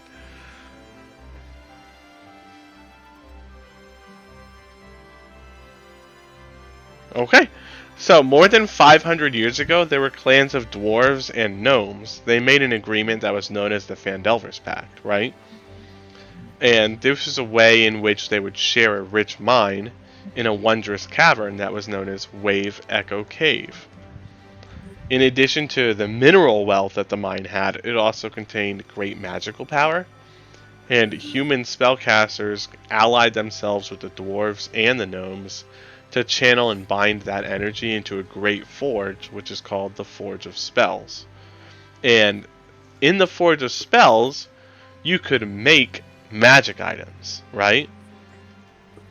And during this time, everything was really good, and even the nearby human town of Phandelver, which is where you are, uh, it had begun to be very prosperous. But then orcs swept through the north and laid waste to everything in their path, and that's kind of how things got to the state that they're in now. So, a powerful force of orcs, reinforced by evil mercenary wizards, attacked the Wave Echo Cave to seize the riches and magical treasures, and the human wizards fought alongside their dwarf and gnomish allies to defend the Forge of Spells, and the ensuing spell battle destroyed much of the cavern. Very few people survived the cave-ins and the tremors, and the location of the Wave Echo Cave was lost. So, for centuries, rumors of buried riches have kind of brought treasure seekers and opportunists to the area kind of around Phandelver, but nobody has ever been successful in locating the actual mine. Recently, in recent years, right, people have resettled the area. So, Phandelver, right, is now a rough and tumble kind of frontier town, and that's all you got. Okay, so Cameron would be like, all right, I remember reading that in the history books back in my house. Something about a cave that the gnomes and dwarves agreed upon, and something about Phandelver's economy being run by it. But what does that really have to do with goblins? Roll me another history check. This one's going to be baseline 10. Okay. You do remember that there was kind of an empty map pouch. Like, there should have been a map with the horses. Yeah. It was gone. Well, Sildar also mentioned that. Yeah, Sildar did awesome. Oh, I should have given you advantage on that then, sorry. But No, you're you good. made it. I remember that part, yeah. And I'll be like, I mean, I know Sildar said a map was stolen and that Black Spider wanted it. You're going to be Do able you- to put these Does that two name things- ring a bell? Oh, the Black Spider, that's Barton. No. No, I've never heard of this Black Spider of which you speak. Out of character, you're gonna, well, you'll be able to do this in character too. You're gonna be able to connect those dots to recognize that, holy shit, this motherfucker Gundren found the fucking map to the Wave Echo Cave. He knows the location. So, out of character, this is perfect because now my character has a reason to help because he's a ancient history nerd basically. Oh, nice. Also, That's kind of my background. this is a huge deal, right? Both Yes. for you personally, but also kind of like for the entire Sword Coast region. This is a huge deal. Well, Keimer would be like, well, I think I have good news, Barthen. Do you? Right. Well, you don't have to reward us. I think I just want a stake in this mine Well, for rescuing him. it's not mine to give a stake on. However, I'm sure if the mine is found and Barton is rescued, how much would you like? Yeah, that can be negotiated. It just depends on how much danger he's in. It seems fair. We could start off at a nice 10%. 10% might be a bit much. Honestly, with the amount of wealth that could come from a mine, even just 1% could set us up for life. Yeah, exactly. So the Yeah, but we're amount of splitting it. the amount of wealth that is going to come through this 1% is going to be fucking huge. Like, you're basically going to be getting 1% fucking stock Yeah. of like Apple or Tesla or Bitcoin or whatever, you In know. that case, yeah, Keimer would be like, well, we can start at 2% per person. Since there's 4 of us, that's 8% total. 2% each. Again, we can always negotiate. Yeah. Exactly. The Hey. terms aren't exactly settled, and that's if Gundren's even alive. Yeah, and like Barton was saying, he's not going to be in charge of really any of that, so he can't really say yes or no in the first place anyways, but the way that I'm looking at this is you're kind of using him as a springboard, kind of Yeah. gauging what he says. Hey, 2% Well- each, and Barton seems a little apprehensive, but he's not turning it down. Like he's not saying like that's no way that's gonna happen, right? So Keimer's not really negotiating it with Barthen. He just kind of has like a smirk on his face now because now he has something in mind. Like Okay. it's basically like him speaking out loud, like, now that's something we can work with. Okay, in Kinda that case, Barton's gonna just stay out of it then. And then he's talking to the party because the party's going to be the one going with him. Fair. And so Keimer would be like, well, I mean, if you don't want to be greedy, Jevin, then you can always lower yours. Well, save his life or not, it's probably going to be up to whoever ends up owning the mine. Our input be damned. Yeah, fair enough. We definitely have to save him first. That would probably What about help you, things to Corvina? our favor, yeah. Any opinion? I think we're gonna have to see if we can pull this off first. Right. We definitely have to check with Sildar. That reminds me, Barthen. Do you know anything about the lumberer? The one that got his family kidnapped or something? Well, let me make sure. No, he does not. No, all I know is, well, all I know is how business is going, really. You know anything about the ruffians? I know that they exist, but truly, I stick to managing my business and ensuring as best I can that it does well. Do you know anyone that would have more information on that? Maybe the mayor. The town master? Perhaps he may. I wouldn't put much faith in him, though, if I were you. Why would you say that? Well, while I may simply mind my own business, as one would say, and try to have it do it as best it can, I do have many people coming in and out day to day, and they are less than pleased with his performance, we'll say. These ruffians that you speak of, I know not much about them, but I do hear concerns. And it would seem that the town master, if the other villagers are to be believed at least, is too fearful or complicit in whatever shenanigans are going on here in the town of Phandelver to put an end to them. Basically, he's either in on it or he's too much of a pussy to stop it. Yeah, Keimer would be like, well, I mean, if we're going to be helping out with Gundren, the more information we have, the better. So we might as well check in with the mayor. Maybe he knows more Well, about the area. if you're trying to find information about Gundren, perhaps his brothers would know? Do we know about his brother? Nope. Did we hear about this? Okay, I was like, I don't think I remember this. Almost everything that Barton has to say to you is locked behind a phrase. Cool, because Keimer would be like, brothers? Yes. Nundro and Tharden. They're camped somewhere outside of town. I haven't seen them in... Oh gosh, I believe it was a 10-day now. But they should be coming back any day now to resupply. So perhaps later on this afternoon you can see Nundro and Tharden and perhaps get information that'll be able to help you. If they stop by, can you let them know that we're currently staying at the Stonehill Inn? Absolutely. They're any day now, right? Yes, and if we're not there, then ask them to speak to Sildar. Excellent. Sildar is a man of character. Yes, he's sort of our assistant, I guess. Oh, and I believe the original reason for your visit was to deliver the supplies.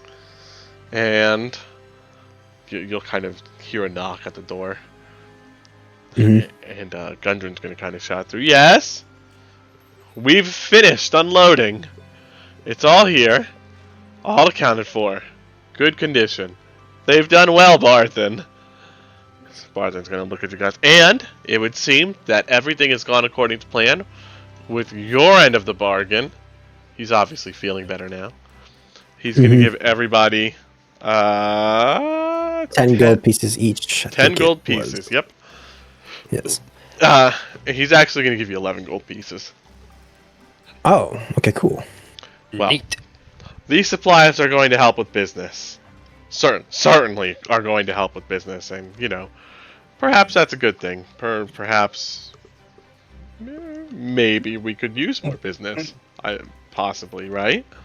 Well, if everything goes well, then this mine gets rediscovered, then I'm sure you'll be a lot busier. Yes, indeed. I might have to get more helpers. But you've certainly upheld your part of the arrangement, and then some. Even going as far as to rescue Sildar from goblins, as you said, and a bugbear, too? Yeah, hey, Clark, yeah. Nasty creatures. Very, very long arms. Maybe. Almost like noodles. It definitely was like a noodle. I'll tell you that. Went down like one. That was so mean, but taking inspiration. Double inspiration for me. No, you're capped at 1. Sorry. That was so mean, but it was good. Like I said, we do reward good smack talk. Are there any rumors that I can give you from Barthens? I don't believe so. I don't think there's any rumors that Kymer would personally look into with the current information we got anyways. Well, you've missed a phrase. So there's going to be a paragraph that you don't have. But if you're done with Barthens, you're more than welcome to go exploring the town. Well, Kymer would be like, well, while I'm here, do you want to buy this fine pair of clothes? Fine clothes, right? Yeah, it's just one of them. Let's see how much those actually sell for. Okay. I also have a bag of sand for some reason. It's called pocket sand. Good Pocket sand. sand. Clothes, fine clothes. How much are these worth?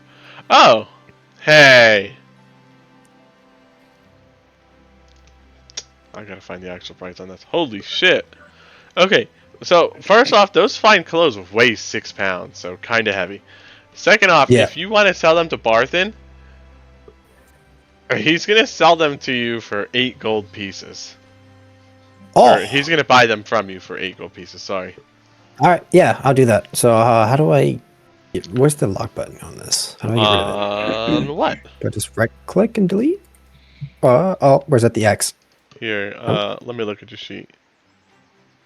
Kymer, right? Because I have 2 of them. Yeah, it's Kymer, and there's 2 of them. So Oh, okay. So let me do this. I think one's from my background, and then one's from something else. So you're on your fine clothes, right? Yeah, I have 2 of them currently. So So, there's this little lock button over here on the bottom right. You see it? yes, there we go. Okay, and then delete. Okay, there we go. Yep, And then you said it was 6, Actually, it's 8. 8 gold 8. pieces. So I'm at 23 now. Okay, cool. I'm like, It's pretty good. If you have doubles of something, like these ink pens, right? So you can just boop. You can click that too, and then you can just delete it. Okay, cool. Yeah, you can just kind of increase the amount. If it has a weight, it'll okay. So this leather armor.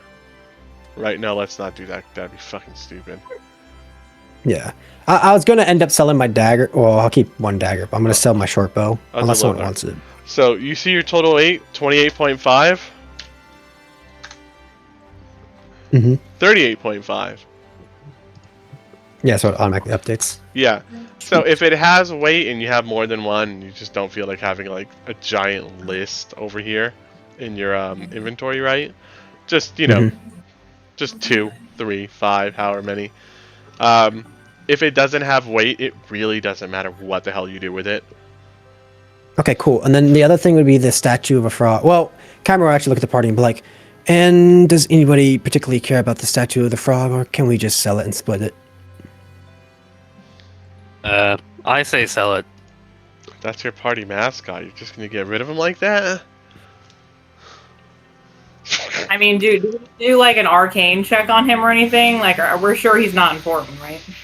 I think we did check for magic. I actually don't Did think we? you Cool, did. cool. Did we? I'm not. I Maybe don't we think you should. did. Because I thought Corvina did, but maybe we didn't. I didn't. I definitely didn't. Oh, okay. Anybody who wants to can roll Arcana on him. Oh, I would Okay, roll. I'm gonna check out the frog for a second. I definitely don't think it's magical. Oh, actually, you definitely do think it's magical. As a matter of fact, this seems like... aren't you familiar with Dungeons and Dragons lore at all? Not really. Yeah. Okay, cool. Not a lot though. So, basically, before this whole era, think of it like... We all know Lord of the Rings, don't we? Yes. Yep. So, how the whole Lord of the Rings, like, trilogy takes place in the third era, or whatever, right? Or the third age, whatever you want to call it. So think of the whole D&D universe as kind of being divided into eras, ages, what have you. So, one of the original ones had a kind of nation or group of people, right? They were called the Netherese. And it's the same as in Lord of the Rings. The Netherese people had the super strong weapons and armor, the magical crafting. They were amazingly good at spells. They had fucking level 10 spells. And much the same as what happened in Lord of the Rings. They broke the fucking world doing this. And, you know, their civilization crumbled. So, after this, you are looking at this frog using all of your arcane knowledge available to you. And you come to the conclusion that this frog... Not the whole thing, right? But like the eyes, or you know, maybe the craftsmanship, like just the way that it was carved or what have you, or chiseled, you know. Yeah. It's definitely Netherese. Kyrie would be like, well, now that I Corvina, get a closer look at it. Corvina, it's a normal frog. Kyrie would look at it and be like, well, now that I got a closer look at it, this is definitely a lot more worth than I thought it'd be. It's ancient history. I don't think that is what you think it is. Corvina, trust me, I'm an expert in history. It's kind of my forte. Yeah, but I'm pretty sure it's just a frog. What happens if it's a key to a like door, a though? paperweight. You know Maybe it what? opens up the minds. Just to run with this, I will make it a key to a door. Kyber would be like, maybe it's a secret key to one of the doors in the mines. It is ancient. I mean, if you want to keep it, we totally can. What about you, Jevin? What do you think? I don't know jack shit about magic, honestly. 100%. That is what the 2 gets you. You're like, yeah, sure, whatever. Look, if you don't want to sell it, then we can just hold on to it for now. I will hold on to the frog then. Party mascot. By force. In roleplay, I can't just sell it now. And you wouldn't if you really thought it was Netherese. Nobody exactly. would. I can't now. Well, and Kyber's a history nerd. That's literally like the perfect reason for him not to sell it. And I'm just Although- over there like snickering to myself because I'm pretty sure it's a paperweight. It's just Yep. like a normal, just fancy gonna- frog. I'm gonna roll perception Okay. on Corvina and see if I can hear her snickering over there. Nope. Unlikely. You've rolled below a standard passive perception, so your heart's just beating crazy in your chest. The fact that you really firmly and truly believe that you found a Netherese artifact. Okay, yeah, Although- sure, it doesn't do anything, right? But still, just the fact that it's from them. Although, Crazy. all things considered, I just remembered something a little detail from my backstory. Jevin actually has some first-hand experience with Netherese shit. Oh, Maybe not froggy things, but Well then, According to his character lore, which actually coincides with the timeline here of this campaign, he actually fought against the last Netherese city of Thultanthar oh nice. during that war over in Cormyr, in Sempia. I'm just gonna be real with you. I'm not like ultra well versed on the lore. I have, in terms of like the timing on things, I'm bad. Okay. Well, yeah. Like I actually just like researched it when I wanted to figure out where my character's from. I'm like, oh, would you look at that? I like it then. But yeah, like it actually happened several years ago. So Jevin, in that case, with your 2 for Arcana, I mean, you've seen Netherese things before, sure. And could this be one? Absolutely. It's very well crafted, right? They're 100%. This could have been made using Netherese techniques. That doesn't mean that it Or has to even be dark side. magical, right? It just means that the Netherese people had a way of doing things. You know, even just regular crafting with their hands, non-magical, and this could certainly be the result of those techniques. You don't Yeah. think it's magical. Netherese Yeah. magical items kind of have a different look to it. They feel different. They kind of hum in the air, we'll say, right? Yeah. No humming. Yeah. But Like- you don't really think that it's worth making a fuss out of, like whether this is or isn't. Hey, you know, if he wants to keep it, right? If Keimer wants like- to keep it, all right, keep it. In short, to Jevin, it looks Netherese, but it's just a bauble. Yeah. Yeah. I'll be back in 5 minutes. I'm gonna drink some water and change my laundry real quick because I have to go Alright. somewhere tomorrow. All right. Don't Well, harass Barthen, okay? We won't. all right. Well, Keimer, I did actually fight against some Netherese over in Cormyr. I think it might be Netherese in make, but magic it might be a bit of a stretch. Well, I don't know if it's magical either. It could definitely be some form of key. Is my assumption. I mean, it is a weird shape. A frog. Yes. I It's too can't bad. quite remember why the Netherese would use a frog. But Neither. nonetheless, neither maybe would- this is part of destiny or something of that weird sort. Well, maybe we could figure out where it is if our wizard didn't disappear. Yeah, What I don't happened know to what him happened anyway? to him. Yeah, probably went to with Gundren. But Gundren's kidnapped. Exactly. I mean, he's not here with us. But he was just outside. But he was with us in the cave. Maybe the wolves we released got him. I forgot about that. I was like, fuck. You know what? That should be the lore. Like, That you is the gotta- lore.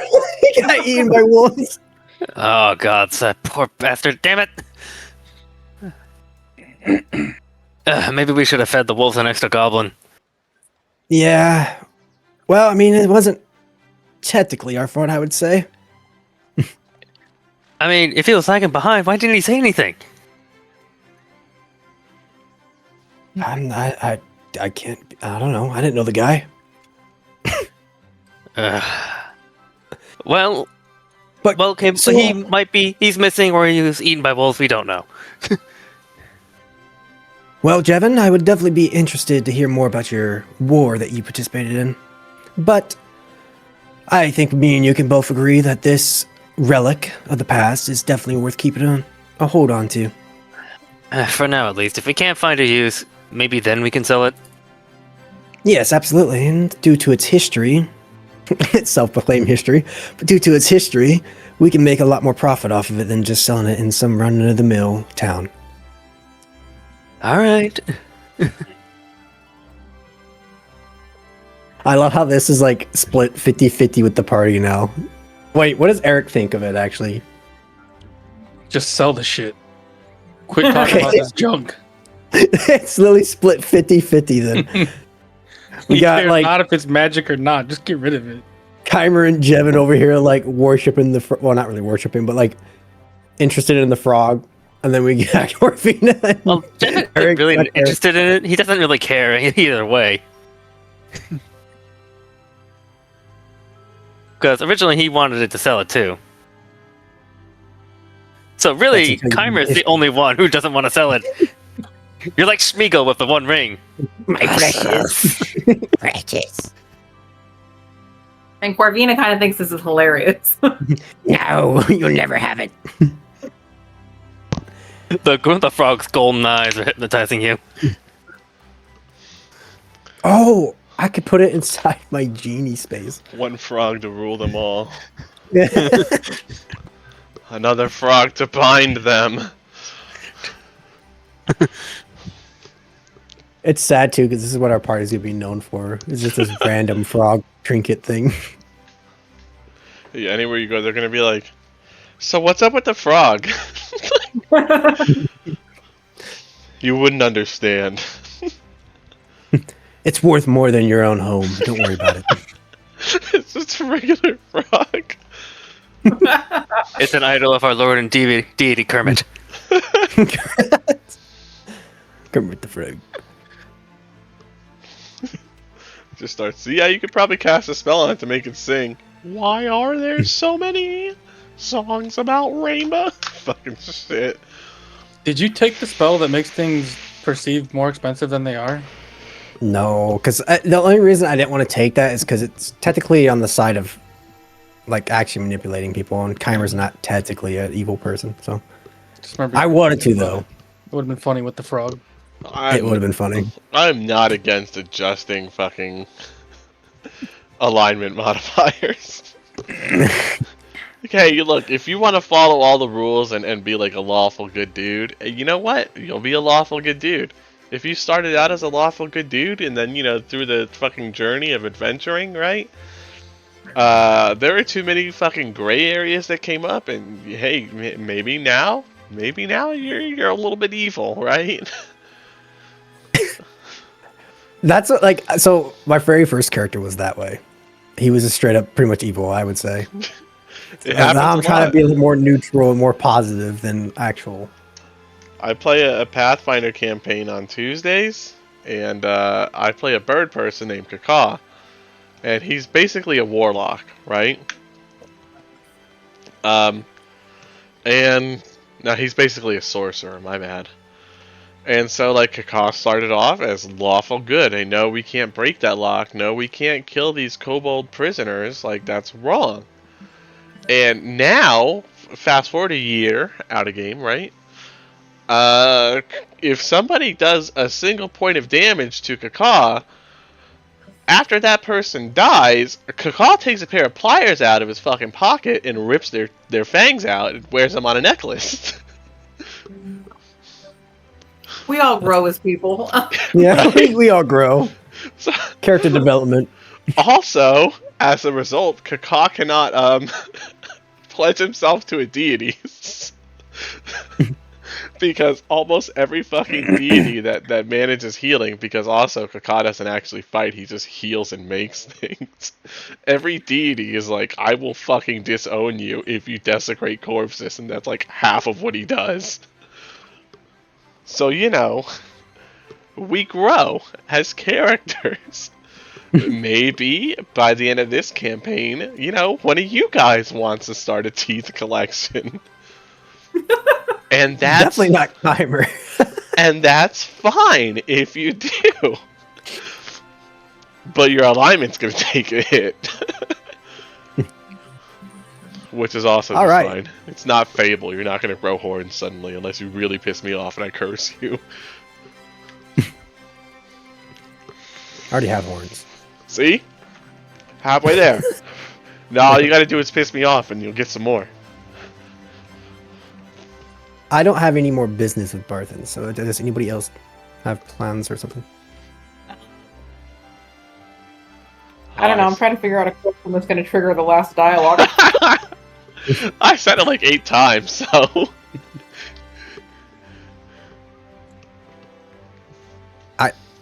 Above board, I don't Just think suck Keimer that. would know anything.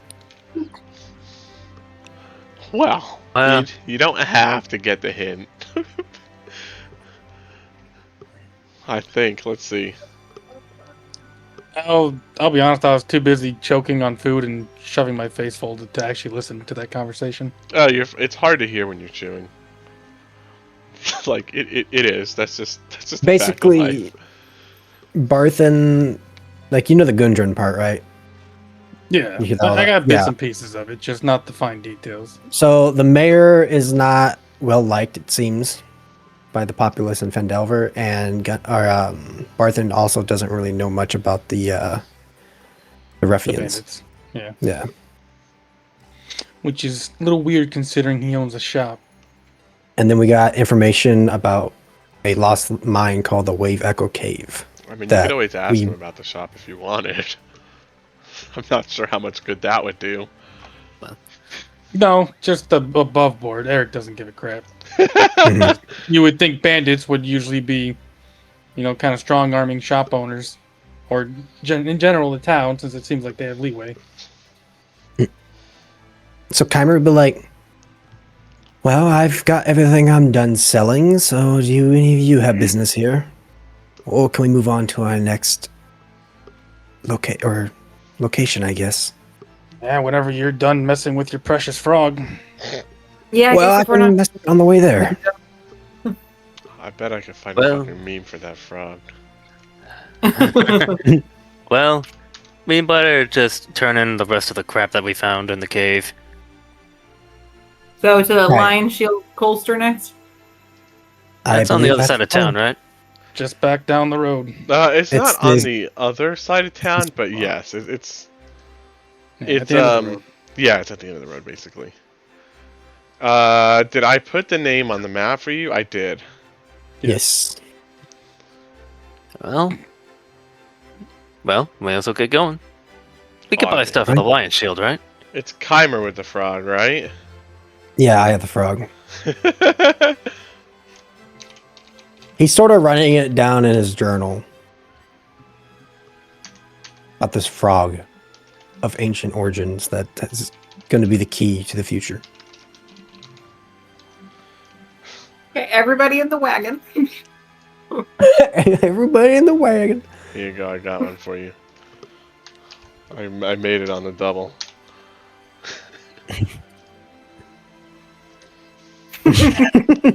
That's basically what it is, yeah. That's what it's about. Alright, so you show up at the, I don't know which side of that is the front, so wherever you go is going to become the front. Probably right. It looks here. like there's a path leading right there. Yeah. It does. Yeah, that's what I'm going with. Alright, so the Lion Shield Coster, let's find him. Oh!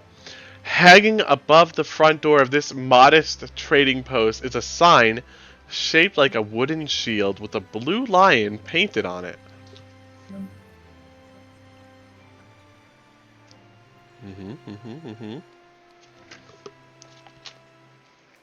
So you never really described the insignia on these crates. Is that the insignia that's on these crates? We're gonna go with yes. Cool. Well, this was the location Sildar mentioned to Eric, so I believe it would be this. In worst case, we can always verify. Oh. Okay. So yeah, how would you like to handle the Lion Shield Coster? I guess.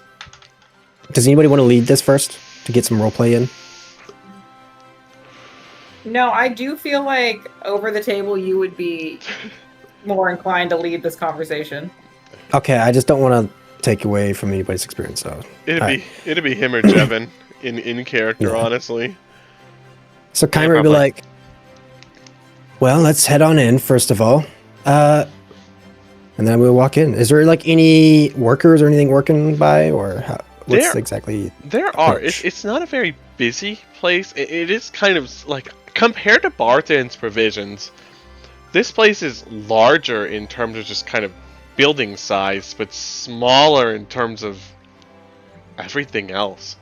However, one extremely noticeable difference right off the bat is there are not rations and bedrolls and lanterns and ropes in here. There are swords and shields and armors and maces and bows and arrows and stuff. This is 100% very clear. I think they have other stuff, but this is for armor and weapons, the Lion Shield Coster. You've realized instantly that's what this place is about. Hello, hello. Before we go in, how are the crates like sealed, or can I like open it up to see what's actually in the crates to see if it's like weaponry? You, even if they were sealed, you can't open them. So, I'm gonna open them just to verify if the goods are like what would associate with this building. okay, let me see if I actually know what's in those. And kind of be like, oh, maybe we should check the actual goods just to ensure this is the correct place.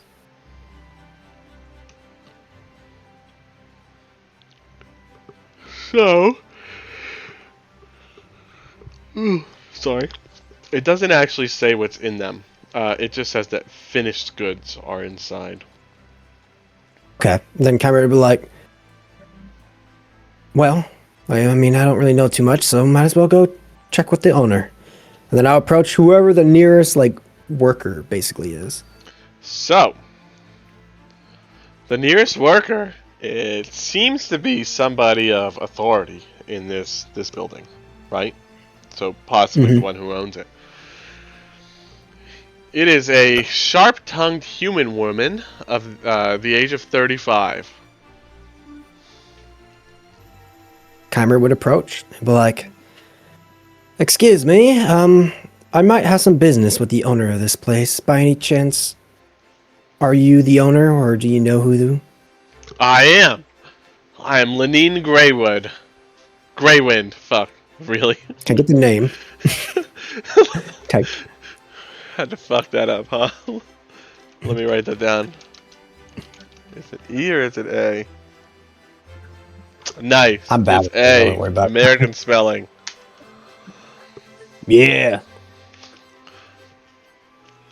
Well, it's a pleasure to meet your acquaintance. To be honest, I'm not exactly sure if this is the correct location for this, but we have found some stolen supplies, and by any chance, I was curious if you are missing any supplies. Yes! Ha! Bandits have raided our caravans recently, and we were wondering where those crates would be, actually. You say you found them. Well, I don't know about these bandits, but it was in a goblin cave. They don't need to be human to be bandits, adventurer. Show them to me. Well, follow me then. And Kymer would lead the way to the goods. She'll go outside with you. And on the way there, he'd be like, I'm assuming this is your sigil then on the crates. Ah, yes. The sigil of the lion shields. You know, we actually started in the city of Yartar. It's over 100 miles to the east, over the mountains even. But we've worked our way all the way here to Phandelver. And now we're met with this. And she slams her hand down on one of the crates. One of the wooden planks cracks. I'm so tired of these fucking bandits. Surely you can help with that, right? Well, I mean, if you're talking about the goblins, they're already taken care of. Oh! And we're sure. I mean, you're talking about a bugbear named Clark. Perhaps. I haven't seen them, so... Did you Well, leave I any mean, alive? And not any that were in the cave. Excellent. So maybe in the surrounding area, but it's kind of hard to check everywhere. How many crates?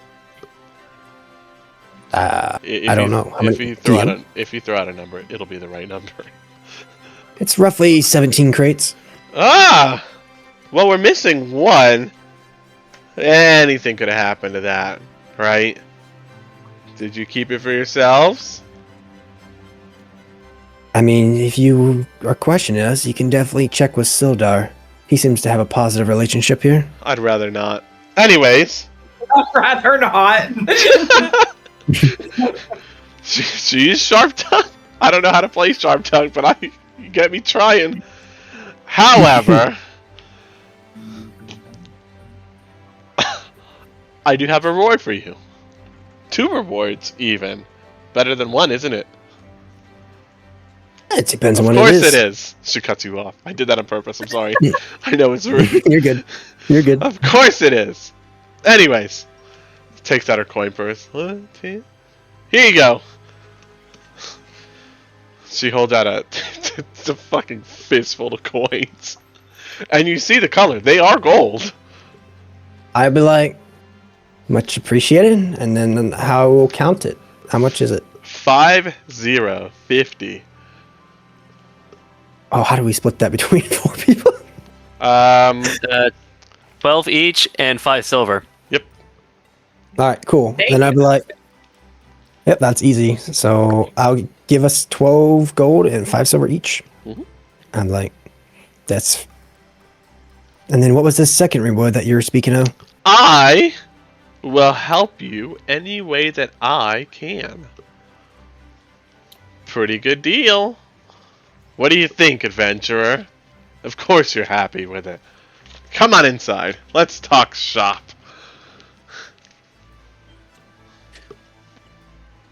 Well, I mean, we do need intel. He's like, Maybe And we'll then, get like- something over here. I mean, maybe for you, I got a couple things I could sell. So, looking to buy, are we? I believe the back room would be more your style. She opens up a kind of door leading to the back. And, Alright. suddenly it makes sense why the inside of this building seemed so much smaller than Barthen's building. Because the whole back room is lined wall to wall with weapons and armor. Oh, hello. Fighter boy's getting all excited. She holds her arms out, kind of like ta-da, right? Welcome to the Is- Lion Shield Coster. Is Eric here Yeah. inside? I remember look at Eric and be like, did you see the weapons on the ruffians?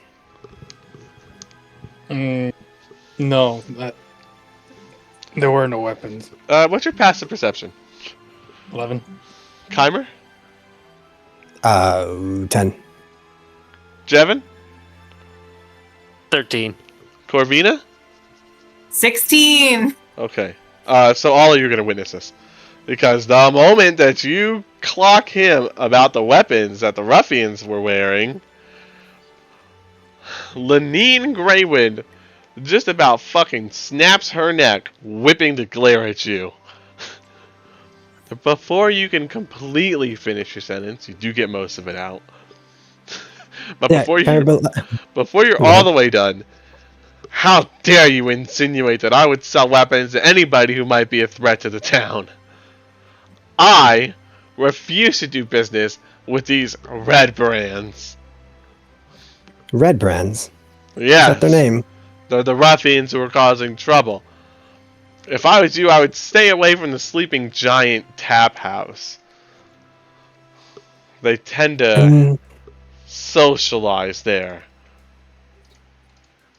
Well, it does seem like you can help us then in that case, since you seem to be in bad relations with them.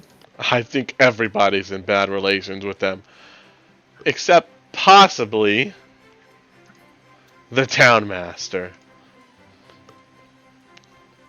Oh, you think his pockets are in on it? I would be most confident, yes.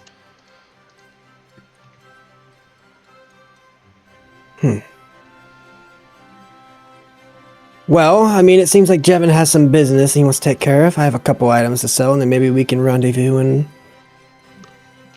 dig more into the situation. Yes, yes. What is it that you're looking for? I want to sell a short bow and 1 dagger. I'll probably Okay. keep one on me, just in case. 5e, short bow. Gotta look at the price on that real quick. Like, honestly, if we're like looking through like a shop, is there like a tab or something we could pull up? Yeah, do you want weapons and armor? Yeah, want to browse the weapons and armor. Where is it? Is it the wiki dot? Mm, Alright, here goes armor. Boop. Do. Weapons.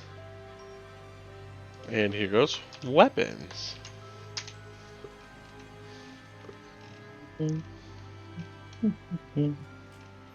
Do they sell potions and stuff? They can. Would you like them to? I would love them to. Then they will. That'd be nice. Let's find out what the cost is on these potions. Of course you don't tell me.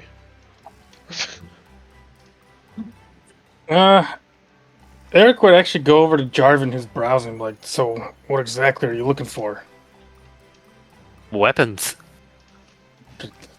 Anything? You seem pretty satisfied with that greatsword and hand axe. Well, I could always probably use like another hand axe or two. You never know.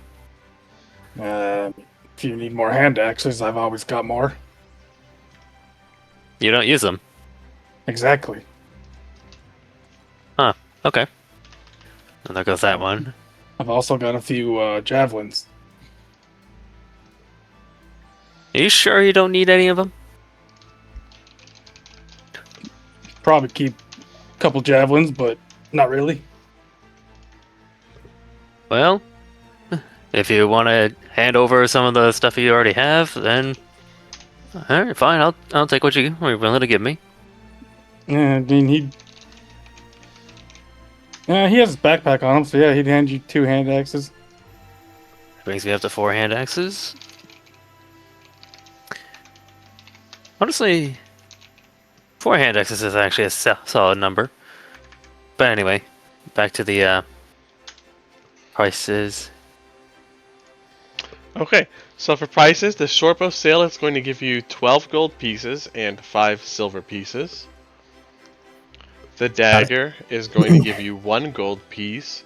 And buying a healing potion is going to be 50 gold pieces.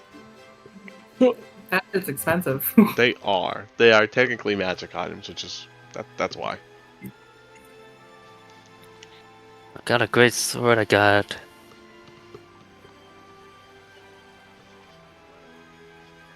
Heimer will look over at like Jevin and Eric talking and be like, you know, Jevin, maybe it might be good for you to have a shield on hand. You do seem to have a knack for taking arrows. I use a great sword all the time. Yeah, it's your body. I mean, if I can somehow get my hands on more powerful armor. Your eyes just kind of like slide to the wall and there's a fuck ton of armor. Yeah. Flint mail's like 200. God damn, I missed my plate. What kind of light armor is there? D&D.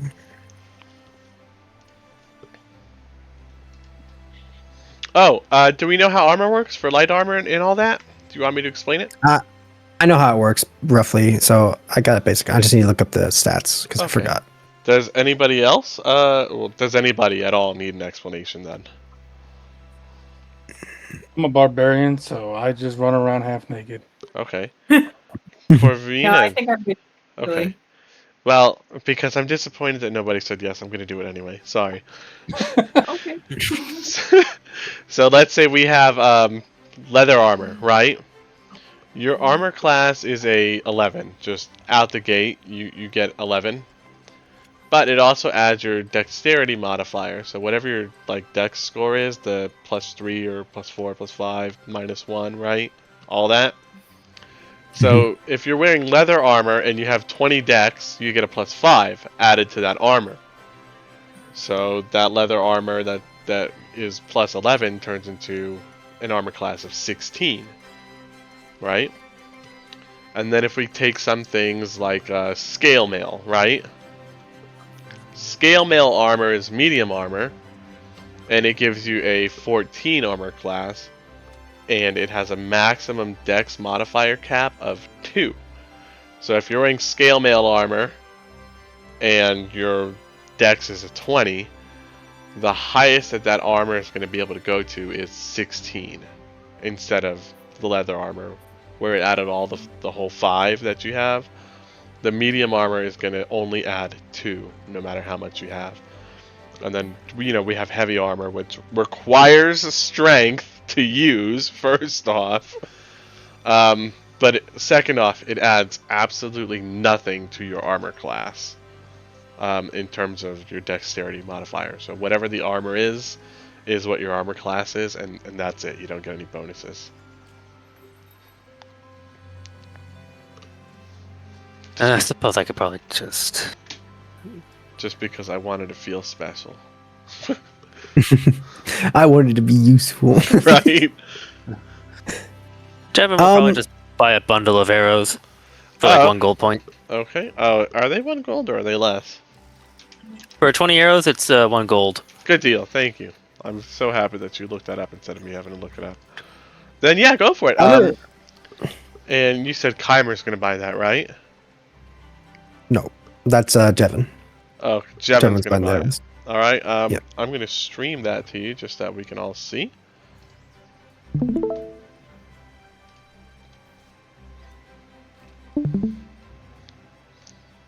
Okay.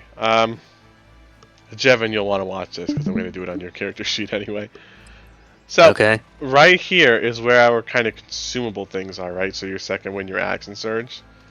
If we have 20 arrows, we just type in 20. 20, right? Plus the 4 I pick up down the Goblin Cave. Arrows. Okay, so 24.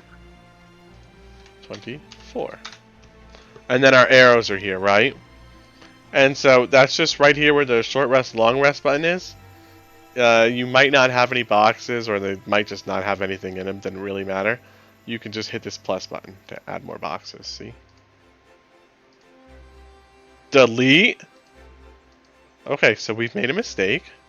I think you have to put something in it first, because I had to do that. You're probably right. Because they didn't recognize that they were there until I filled it.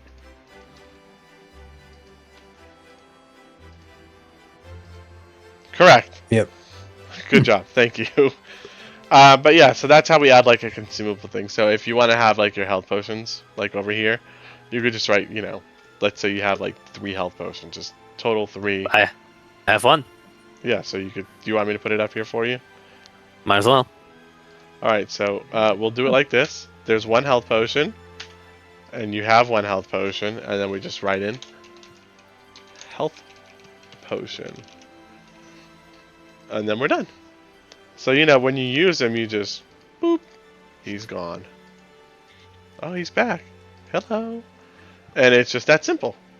And that's how we add kind of those consumable items that,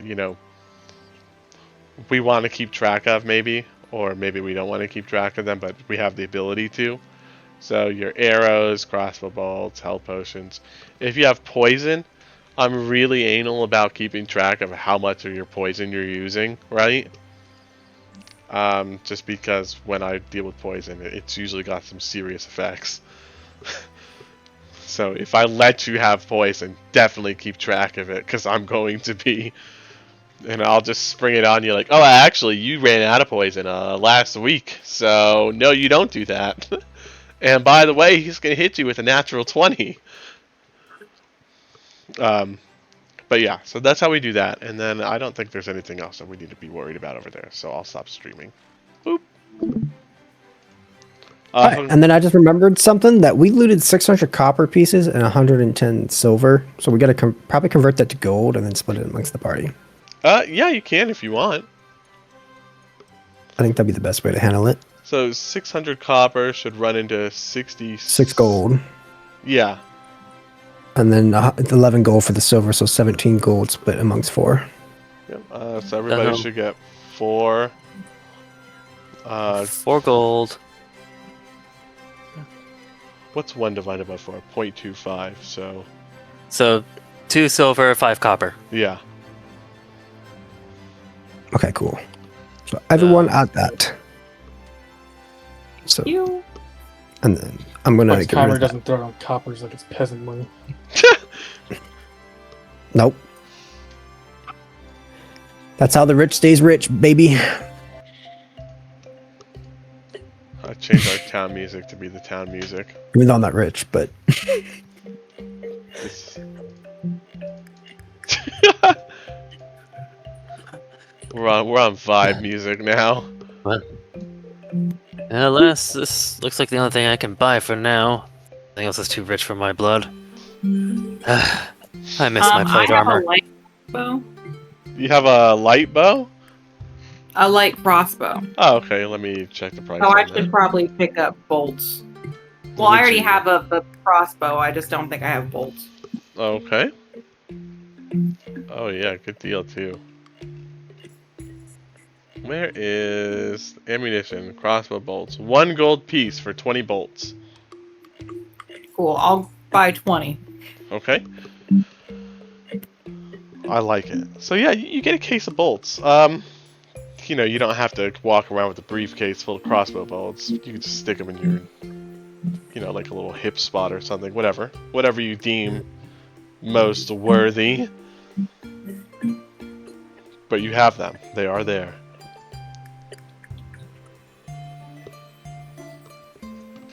And Lenine is gonna kind of like turn back at you when she's, you know, done getting into things that you're all asking for. So, what brings you to Phandelver, anyways? Ah, yes, that's a good point. We came here originally for a job that Gundren provided us to deliver some provisions to Barthens. Oh, the dwarf, right? Yes, and due to that, turns out goblins attacked him and took him prison, and then we chased down the goblins to a cave. And then that's where we found your goods, actually. Ah. Well, that's unfortunate for those guys, but it worked out very well for me.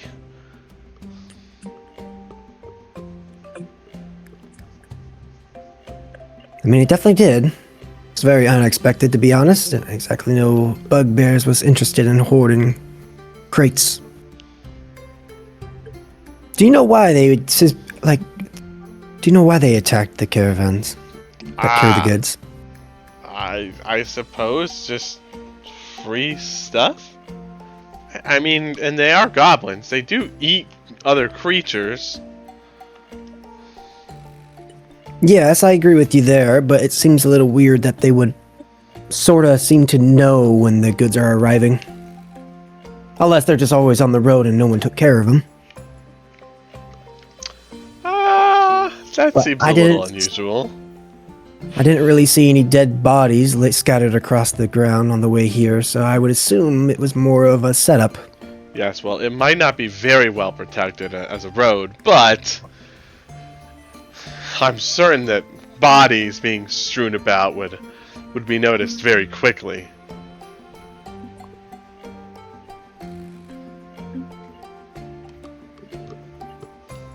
Did it seem like where we fought the goblins? Does it look like typically people got attacked around there? I mean, I don't know how you would tell that, but It looks like it would be a good place to attack people, but like you were saying, there's no real way to tell if that Yeah, was okay. happening a bunch. Fuck, that was...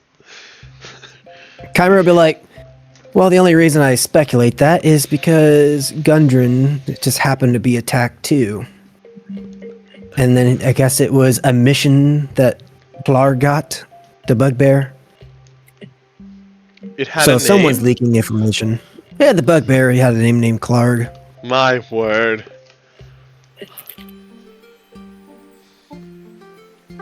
Well, It's now Jevon's name, though. okay. The very Guy got strange, clogged. a strange thing indeed. Perhaps. It's a rite of succession. Okay, an expression. I see. Well,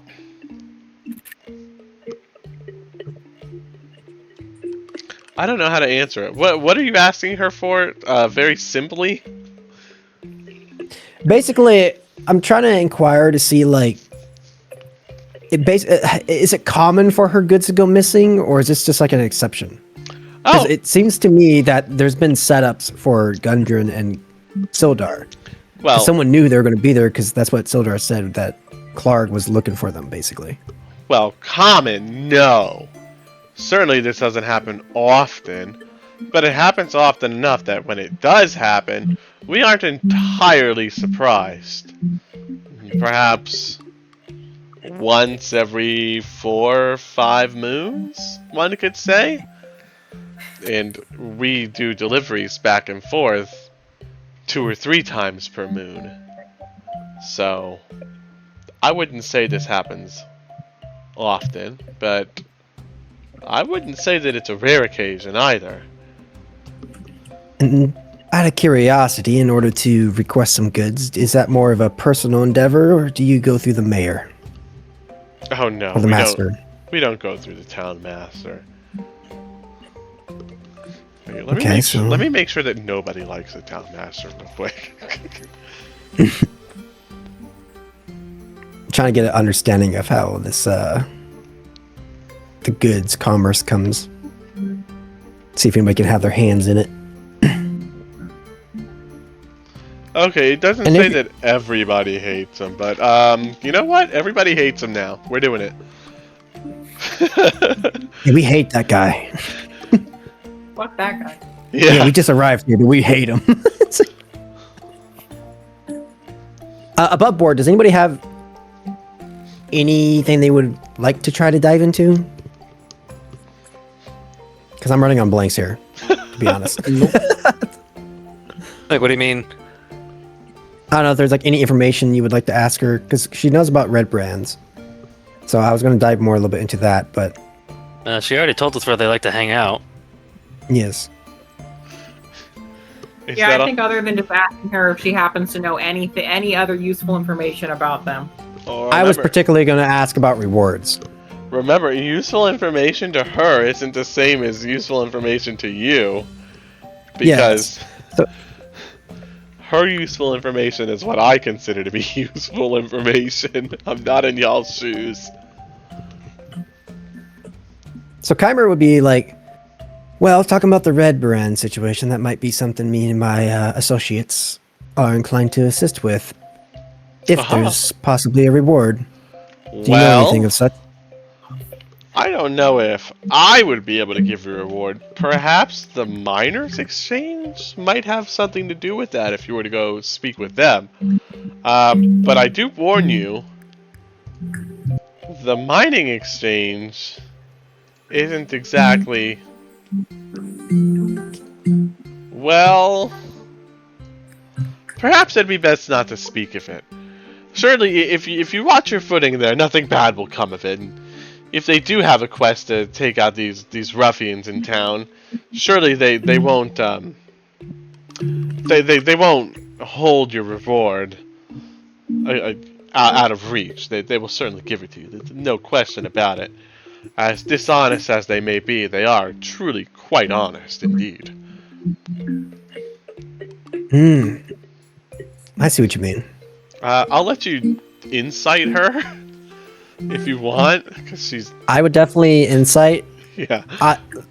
Kymer would kind of assume it has something to do with like the underground, because his family would be nobility, so I would assume they would have their hands in like basically whatever form of rogues or whatever, because that's That- kind of what I'm getting out of That it. is a great conclusion to come to. From the way that she's talking about them, this is kind of reminiscent of how people spoke about like the Zentarum. Does anybody know who the Zentarum Yes. I do. Jevin. Being a Cormite, Jevin knows them very well. are? Okay. Does And he anybody hates them. does anybody not know who the Zentarum are? I don't think I do. Oh, okay. Basically, the Zentarum is like the underground black market, but like they're fucking serious. Like if you piss the Zentarum off, you die. They're like the mafia, kind of, in terms of like that. They will kill people. They will kidnap people. They will steal things, sell things, loot things. They are the underground black market. Now, with that being said, right, Kymer? Mhm. It's just how people. It's just the same way people talked about the Zentarum, right? And this is kind of a small town. This is how people talked about the Zentarum in like big cities, you know, Waterdeep, Baldur's Gate, all that, right? That's how like the nobles were talking about the Zentarum in those Yeah, places. the boogeyman, basically. There's like 200 people or something that live in Phandelver, and that's how they're talking about the person that runs the miners' exchange. So whether you in character would deem that to be, oh, they are the Zentarum, or just like, okay, so they're just somebody doing black market stuff, that's up to you. That's not my business. Kymer wouldn't assume they're part of the Zentarum, because usually they're, you know, they're in like major areas from what Kymer would know, anyways.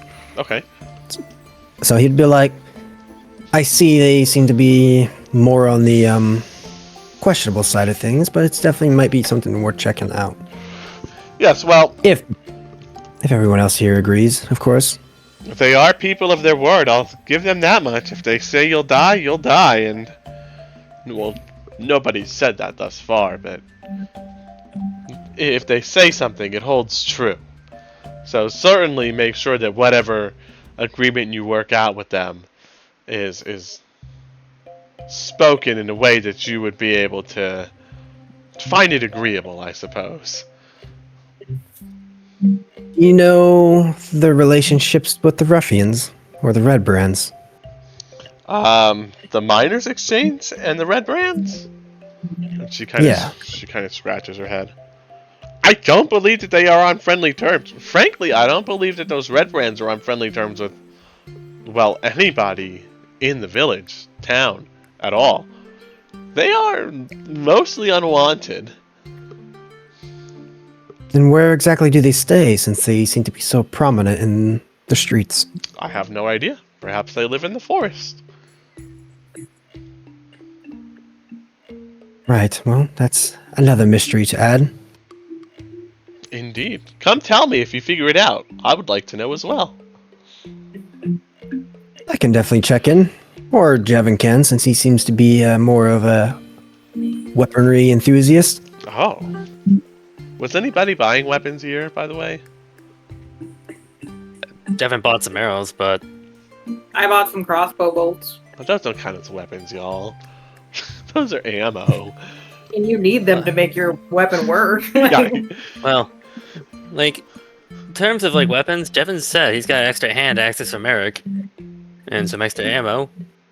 Oh, yeah, As far as arm is concerned, the only thing he can upgrade to is still too expensive for him.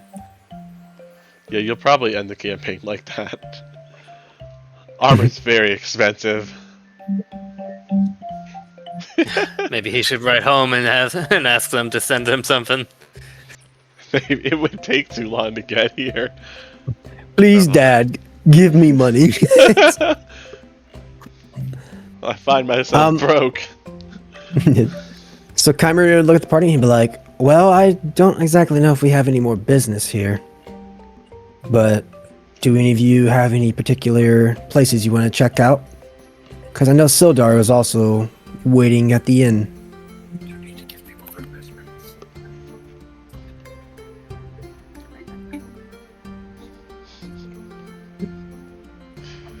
I don't have anything else. Is it roughly midday? Because that's when Sildar said that he would be back. It is roughly midday. Yeah, we'll say that it is.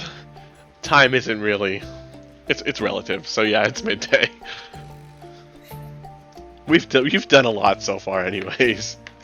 Yeah, I mean, above board, it really depends on if the party wants to pursue this red brand situation. Yeah. If we want to pursue the red brand situation, I think we should go to the miners' exchange. Well, I mean, it's also only midday, even if it is midday, so... Yeah. And if we don't want to pursue the red brand, because really we don't really have much to go off of in terms of, like, citizens telling us much. Yeah, you can't just start stabbing them in the street. Yeah. Probably get in trouble. Can't just go mug them. I mean, you might not, right? Like, but like, you probably will.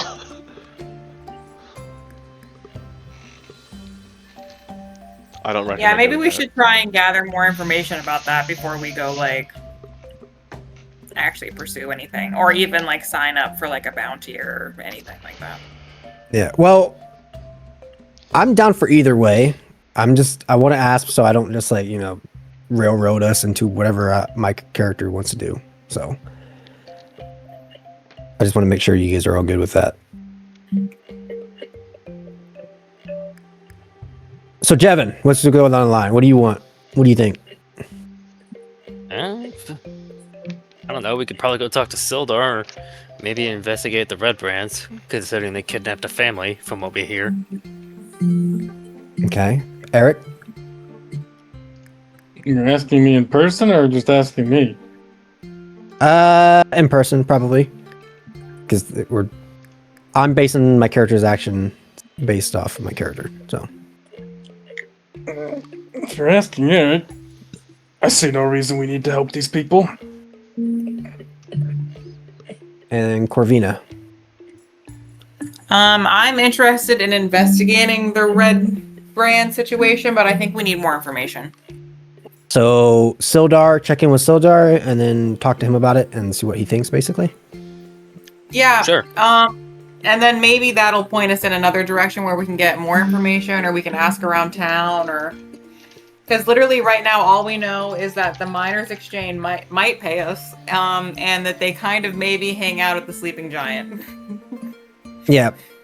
And then the only two, and then possibly the mayor has a hand in it with the red brands is another Yeah, he detail might we be have. actually. So that's about it. So yeah, I say Sildar then. So can we be like, well, we have some business with Sildar. So if we get any more information or whatever the case may be with the red brands, we can inform you if that's what you would like. Talking to the Lion Shield. Oh, owner. yes, I would love it if I was to be informed. Right. Do you want the wagon? Well, whose wagon is this? It's... I want to say it's technically yours. Well, let's get the wagon back to Sildar since it's... I would assume it's his. And I said we head back to Sildar. Unless Corvina wants to check out this shrine over here. I mean, we can, but it's definitely not a shrine to my goddess.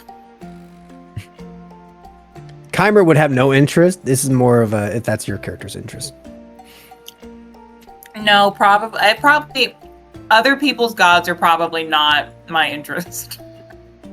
They're all peasants. All right. Yeah, no, Man. that would kind of be like my thought, actually. I mean, Jevin would probably have a passing interest in the shrine. I mean, If you wanna stop him, Kymer might stop. have a passing interest in like the history aspect of it.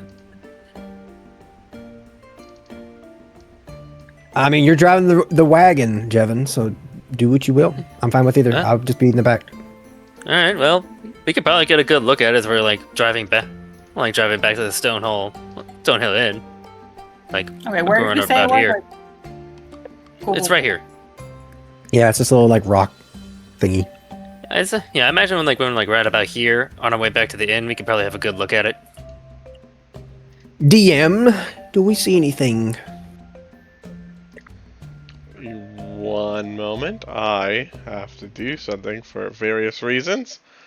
So, do you see anything going from the Lion Shield Coster back to the Stonehill Inn? Yeah, looking direct, like more observant on the shrine or whatever it's Okay. called. Let me see. Because there is something about the shrine. Sorry, I had to set something up in the background. So, this is actually technically a temple. Small shrine is made out of stones, and not that you would know this, but it is all taken from nearby ruins. It is dedicated to Timora, the goddess of luck and good fortune. Well, I'll be damned. Another thing that Jevin would be interested in.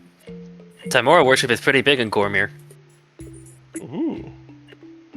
And the shrine is in the care of a scholarly acolyte named Sister Garael. She is a young elf. She is in despair of ever ridding Phandelver of the red brands. She wants to get rid of the red brands. not that you could tell that at a glance, but if you Yeah. talk to her, you know.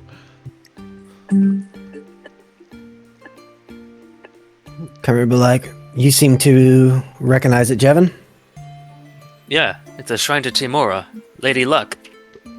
She's pretty big over in Cormir. Are you a follower or something? Well, not that devout, but I do feel like I owe her like a favor or two, considering I'm still alive. You could always go Yeah. to the shrine and give an offering if you want.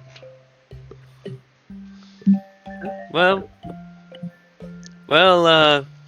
let's at least park the wagon over by the inn first. We park it in front of the shrine. It's like 10 feet away. We donate this wagon to you. Oh, that'd be funny as fuck.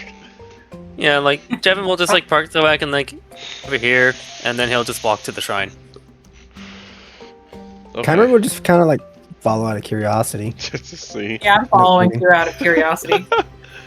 Nosy. All right. Obviously, you cross the street. You don't get run down or anything. Like, let's be realistic. Nobody's doing that. The East Sky Truck just came. You show up at the Shrine of Tamora. This one's called the Shrine of Luck. Let me. Now that you're here properly, we can change that to being on your map.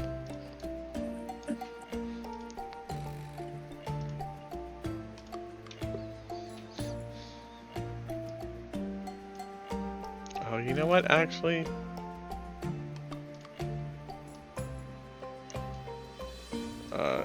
two, 3, 4,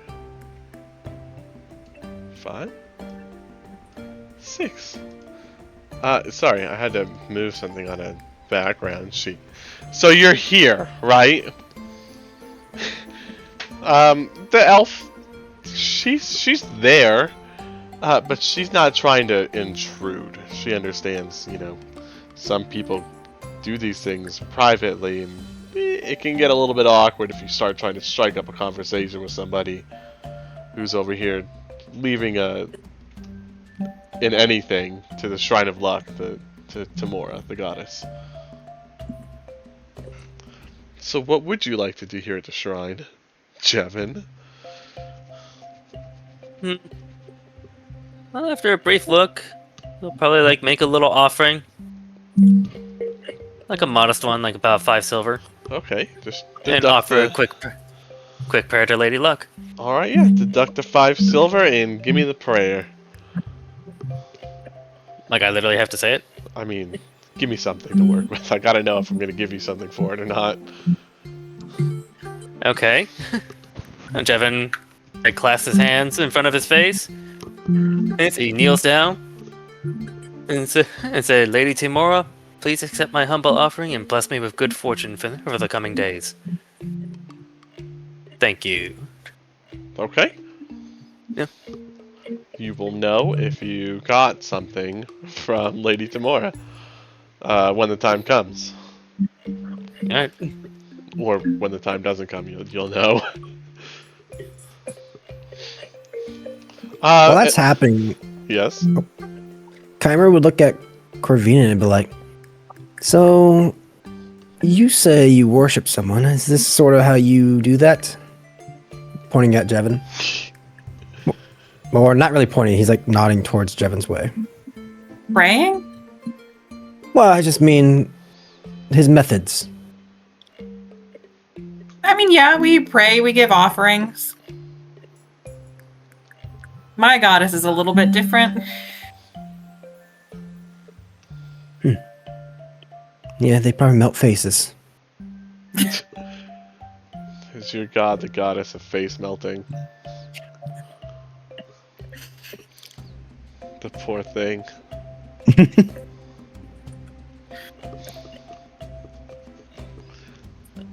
That's about Yeah. it. I don't know. After would that you- prayer, Jevin's done. He gets up. And so you kind of listen. Well, you're able to hear it, right, in the background. Him asking about how Corvina kind of does her prayers and rituals to the Raven Queen. I don't know if you want to have any part of that, but assuming you don't, you'll be able to head back to the Stonehill Inn, Alright. as one does, or at least you would be able to.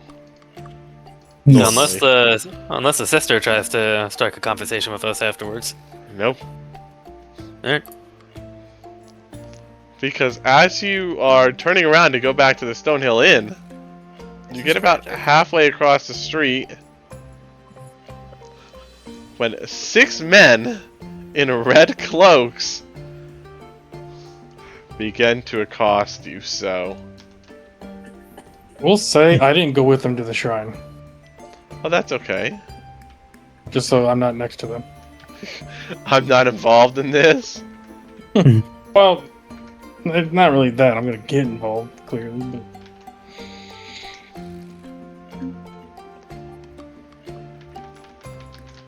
I'm You think these guys know about the red the red brands? No, it's impossible. All right, yeah, you guys can put yourselves on the anywhere on the far left. Okay, so top, bottom, middle, it's all fine, but it has to be on the far left. Oh. Yeah, no, those Right squares just they don't fucking matter. Okay. Okay. I can't see shit, Cotton. Oh, did you put yourself off the map? No, I didn't do anything. Oh, well, you got to put yourself on the map. Over. There you go. Where are we putting ourselves? Because all I see is black. Over here. Can you see my Ping. ping? Yeah, I see it. There you go. Oh, there we go. There you go. And then, so the alignment on this one is messed up. The map that I have had lines already, and it takes me like 20 minutes to adjust the lines on the map to the lines in the game. So, Oh my goodness. yeah, everybody's gonna have high blood pressure at the end of this, but don't worry, because it'll go away. Must have been hopefully. construction. They're doing road work. Right. And like I was saying, this is on your way back, so this building that they're hanging out at, kind of stopping you from getting to, would, I believe, reasonably be considered the Stonehill Inn, okay? And then everybody's gonna have to get into initiative. They are not instantly attacking, okay?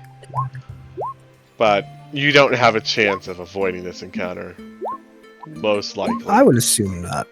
No, it's possible, but just it's slim, right? So I'm getting us all on here because, you know. If you rolled initiative and you're like, wow, that really sucks, and you want to re-roll it, you can if you have inspiration. Nah, I'll stick with it. Okay. I do have inspiration, but I feel like this is fine. It's fine. Okay. Now let me see exactly.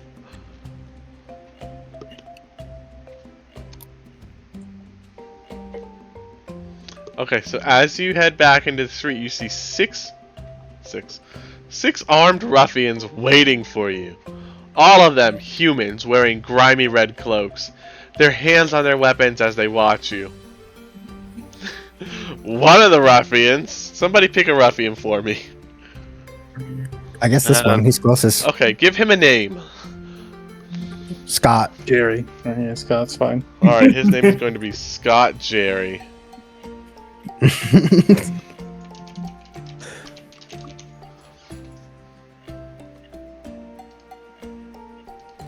There we go. Scott Jerry's gonna step up. Not super close to you, but still close enough. Hey, Scotty. Time for you to move on, strangers. Give us your stuff and be on your way. And he spits on the ground in front of you. Well, that's not very kind. Well, we don't No, take ruffian, kindly to your folk here. And he spits again on the other side. Is there any particular reason why? There doesn't need to be. Hand over the goods and go. He spits in front of him. It's a lot of saliva. It's a lot of lip. Boys, show them what we're here for. So now they're gonna attack. Shevan's like, is this really happening? Oh, yeah, I guess it is. Dude, Scott Jerry is totally number 2. Okay, so this guy's gonna come in. This guy sprints in. What does he have as a weapon?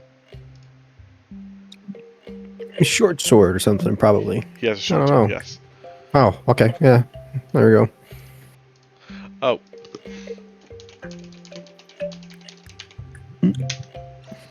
Fuck!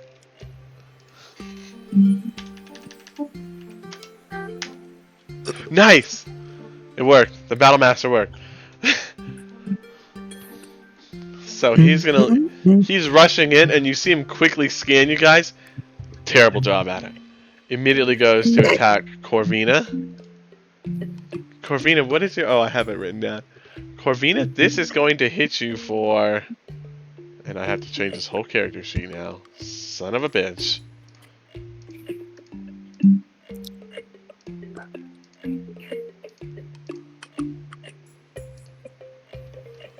Okay.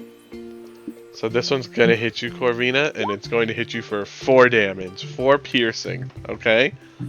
And he spins around, and he tries to hit Jevin with the short sword, and he fails.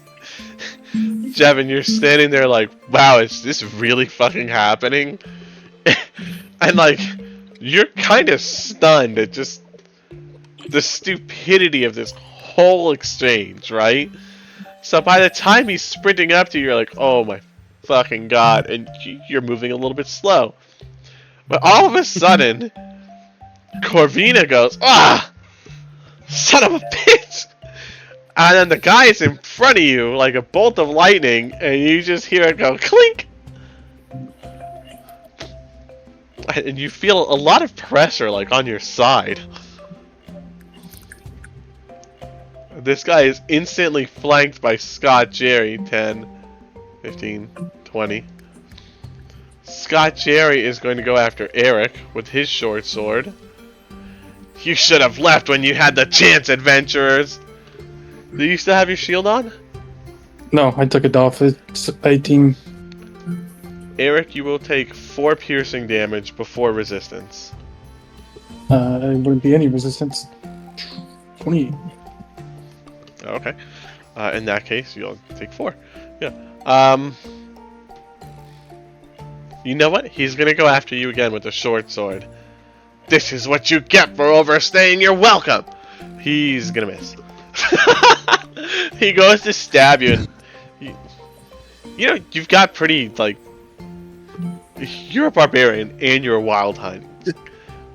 I don't want to say thick skin, but let's be real here, it's thick skin. And he does not break through it with his piddly short sword. And so as he sprints up to you all and you get nicked on your arm, Eric, you have enough time to react to this situation now. What would you like to do? I think some people don't change. He's gonna walk around. And he's just going to let out a bellow, because he can. Okay. And he's gonna rage. I can Gusta. He does not like these people anymore. To be fair, the feeling is mutual. It'd be weird if you did like them. There it is. Alright, so yeah, Scott Jerry. I'm going to... we have a... Was it advantage or +2 on flanking? It's advantage. Advantage. Okay, so I don't need the wild swing. Alright. Great X. How much health does he have? I think he got bisected. Yeah, so he's gonna die from this single hit. How would you like to do this? No!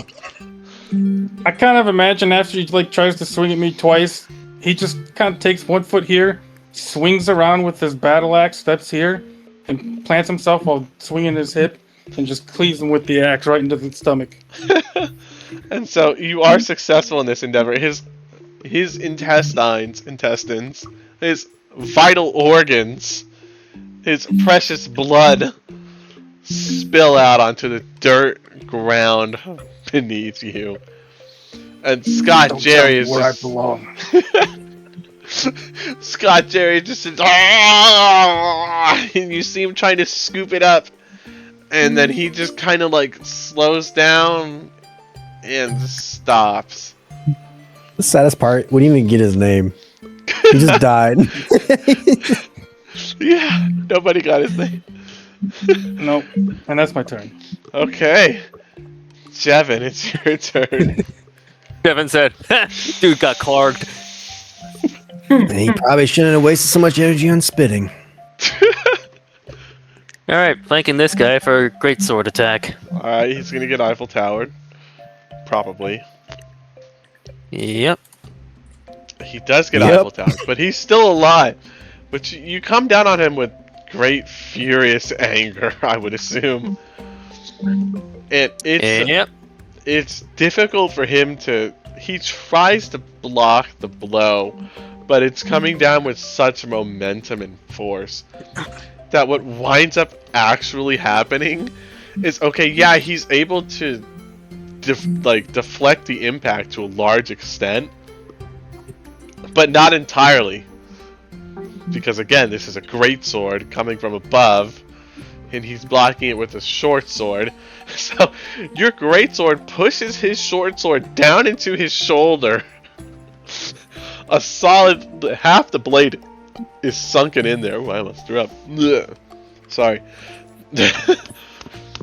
And in addition to that, your greatsword goes in as well, right next to it. There is a fist-sized chunk of just shoulder missing as the two weapons cut into him, kind of in a triangle shape, right? And then they meet in the middle.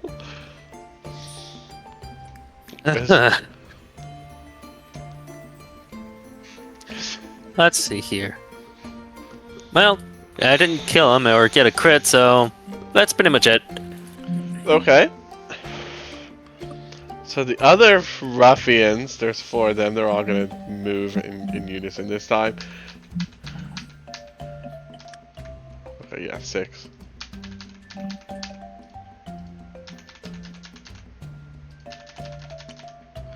Jerry! Jerry, no! Scott! Why? Oh my god! We have to kill them! They killed Scott Jerry!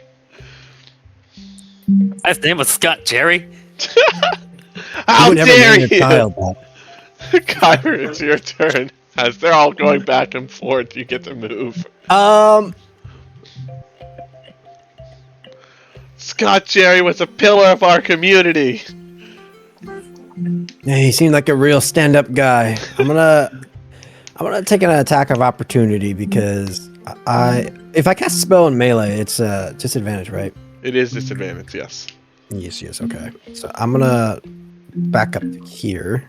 Okay. So take attack opportunity. Let's see if he connects. 13. Oh fuck! He crit all right. Yep. All right. Crit failed. Oh, okay.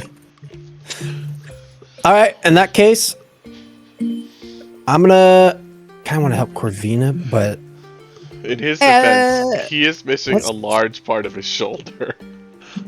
yeah, I'm gonna. Yeah, that is true. I'm gonna hex this guy right here. Oh, okay. He doesn't have to roll And for we're gonna- that, right? Nope, it's automatic. I just gotta get rid of the spell slot real quick. Okay. And where's that? I'm gonna do probably strength. But I have 0 spell slots, but here we go. 1. So he has 0 strength, and then I'm gonna roll my Eldritch Blast on him, see if it works. It does not work. All right, so let me roll. So roll d20 That's plus my goal. 6. My goal this week. Does a 13 hit him? That's a 13 hit him. Yes, this guy. Are you ready for the answer? Yes.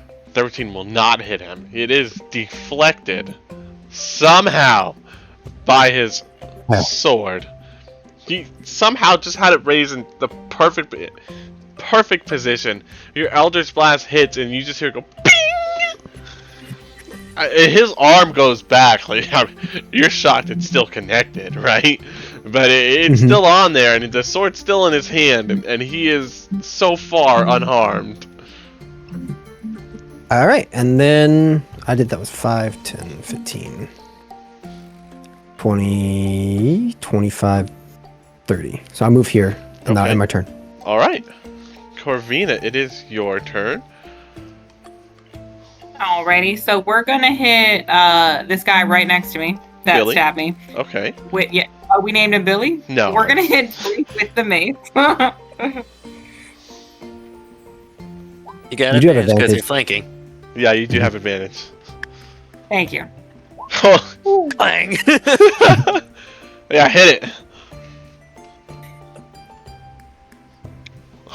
I'll hit it. I hope it's Scott still on and there. Billy are falling There down. we go. Yeah. Yeah, I feel like I don't have to say it. He's definitely gonna die. How does this look for you, Corvina? Well, I mean, he's already missing a shoulder. He is a significant portion of it too. You don't hit him in the same shoulder, do you? No, there isn't much left on that side. Huh? I go for the other You're shoulder. going for the fresh shoulder, I see. It's very kind of you guys to take a weight off his shoulders. Almost Both a little of them. sadistic, huh? This is a critical blow. The way that you connect... Okay, that's weird. The way that you connect with the shoulder from the mace is you're hitting his left shoulder as he's facing you. So you're swinging from the right to the left. And you're going downward diagonally, okay? So you crush his shoulder, but you crush it right where it meets with the neck. And so you're also slamming your mace into his neck with just the perfect amount of force and the perfect angle. And so what winds up happening here is you basically just absolutely obliterate all the musculature on the left side of his throat.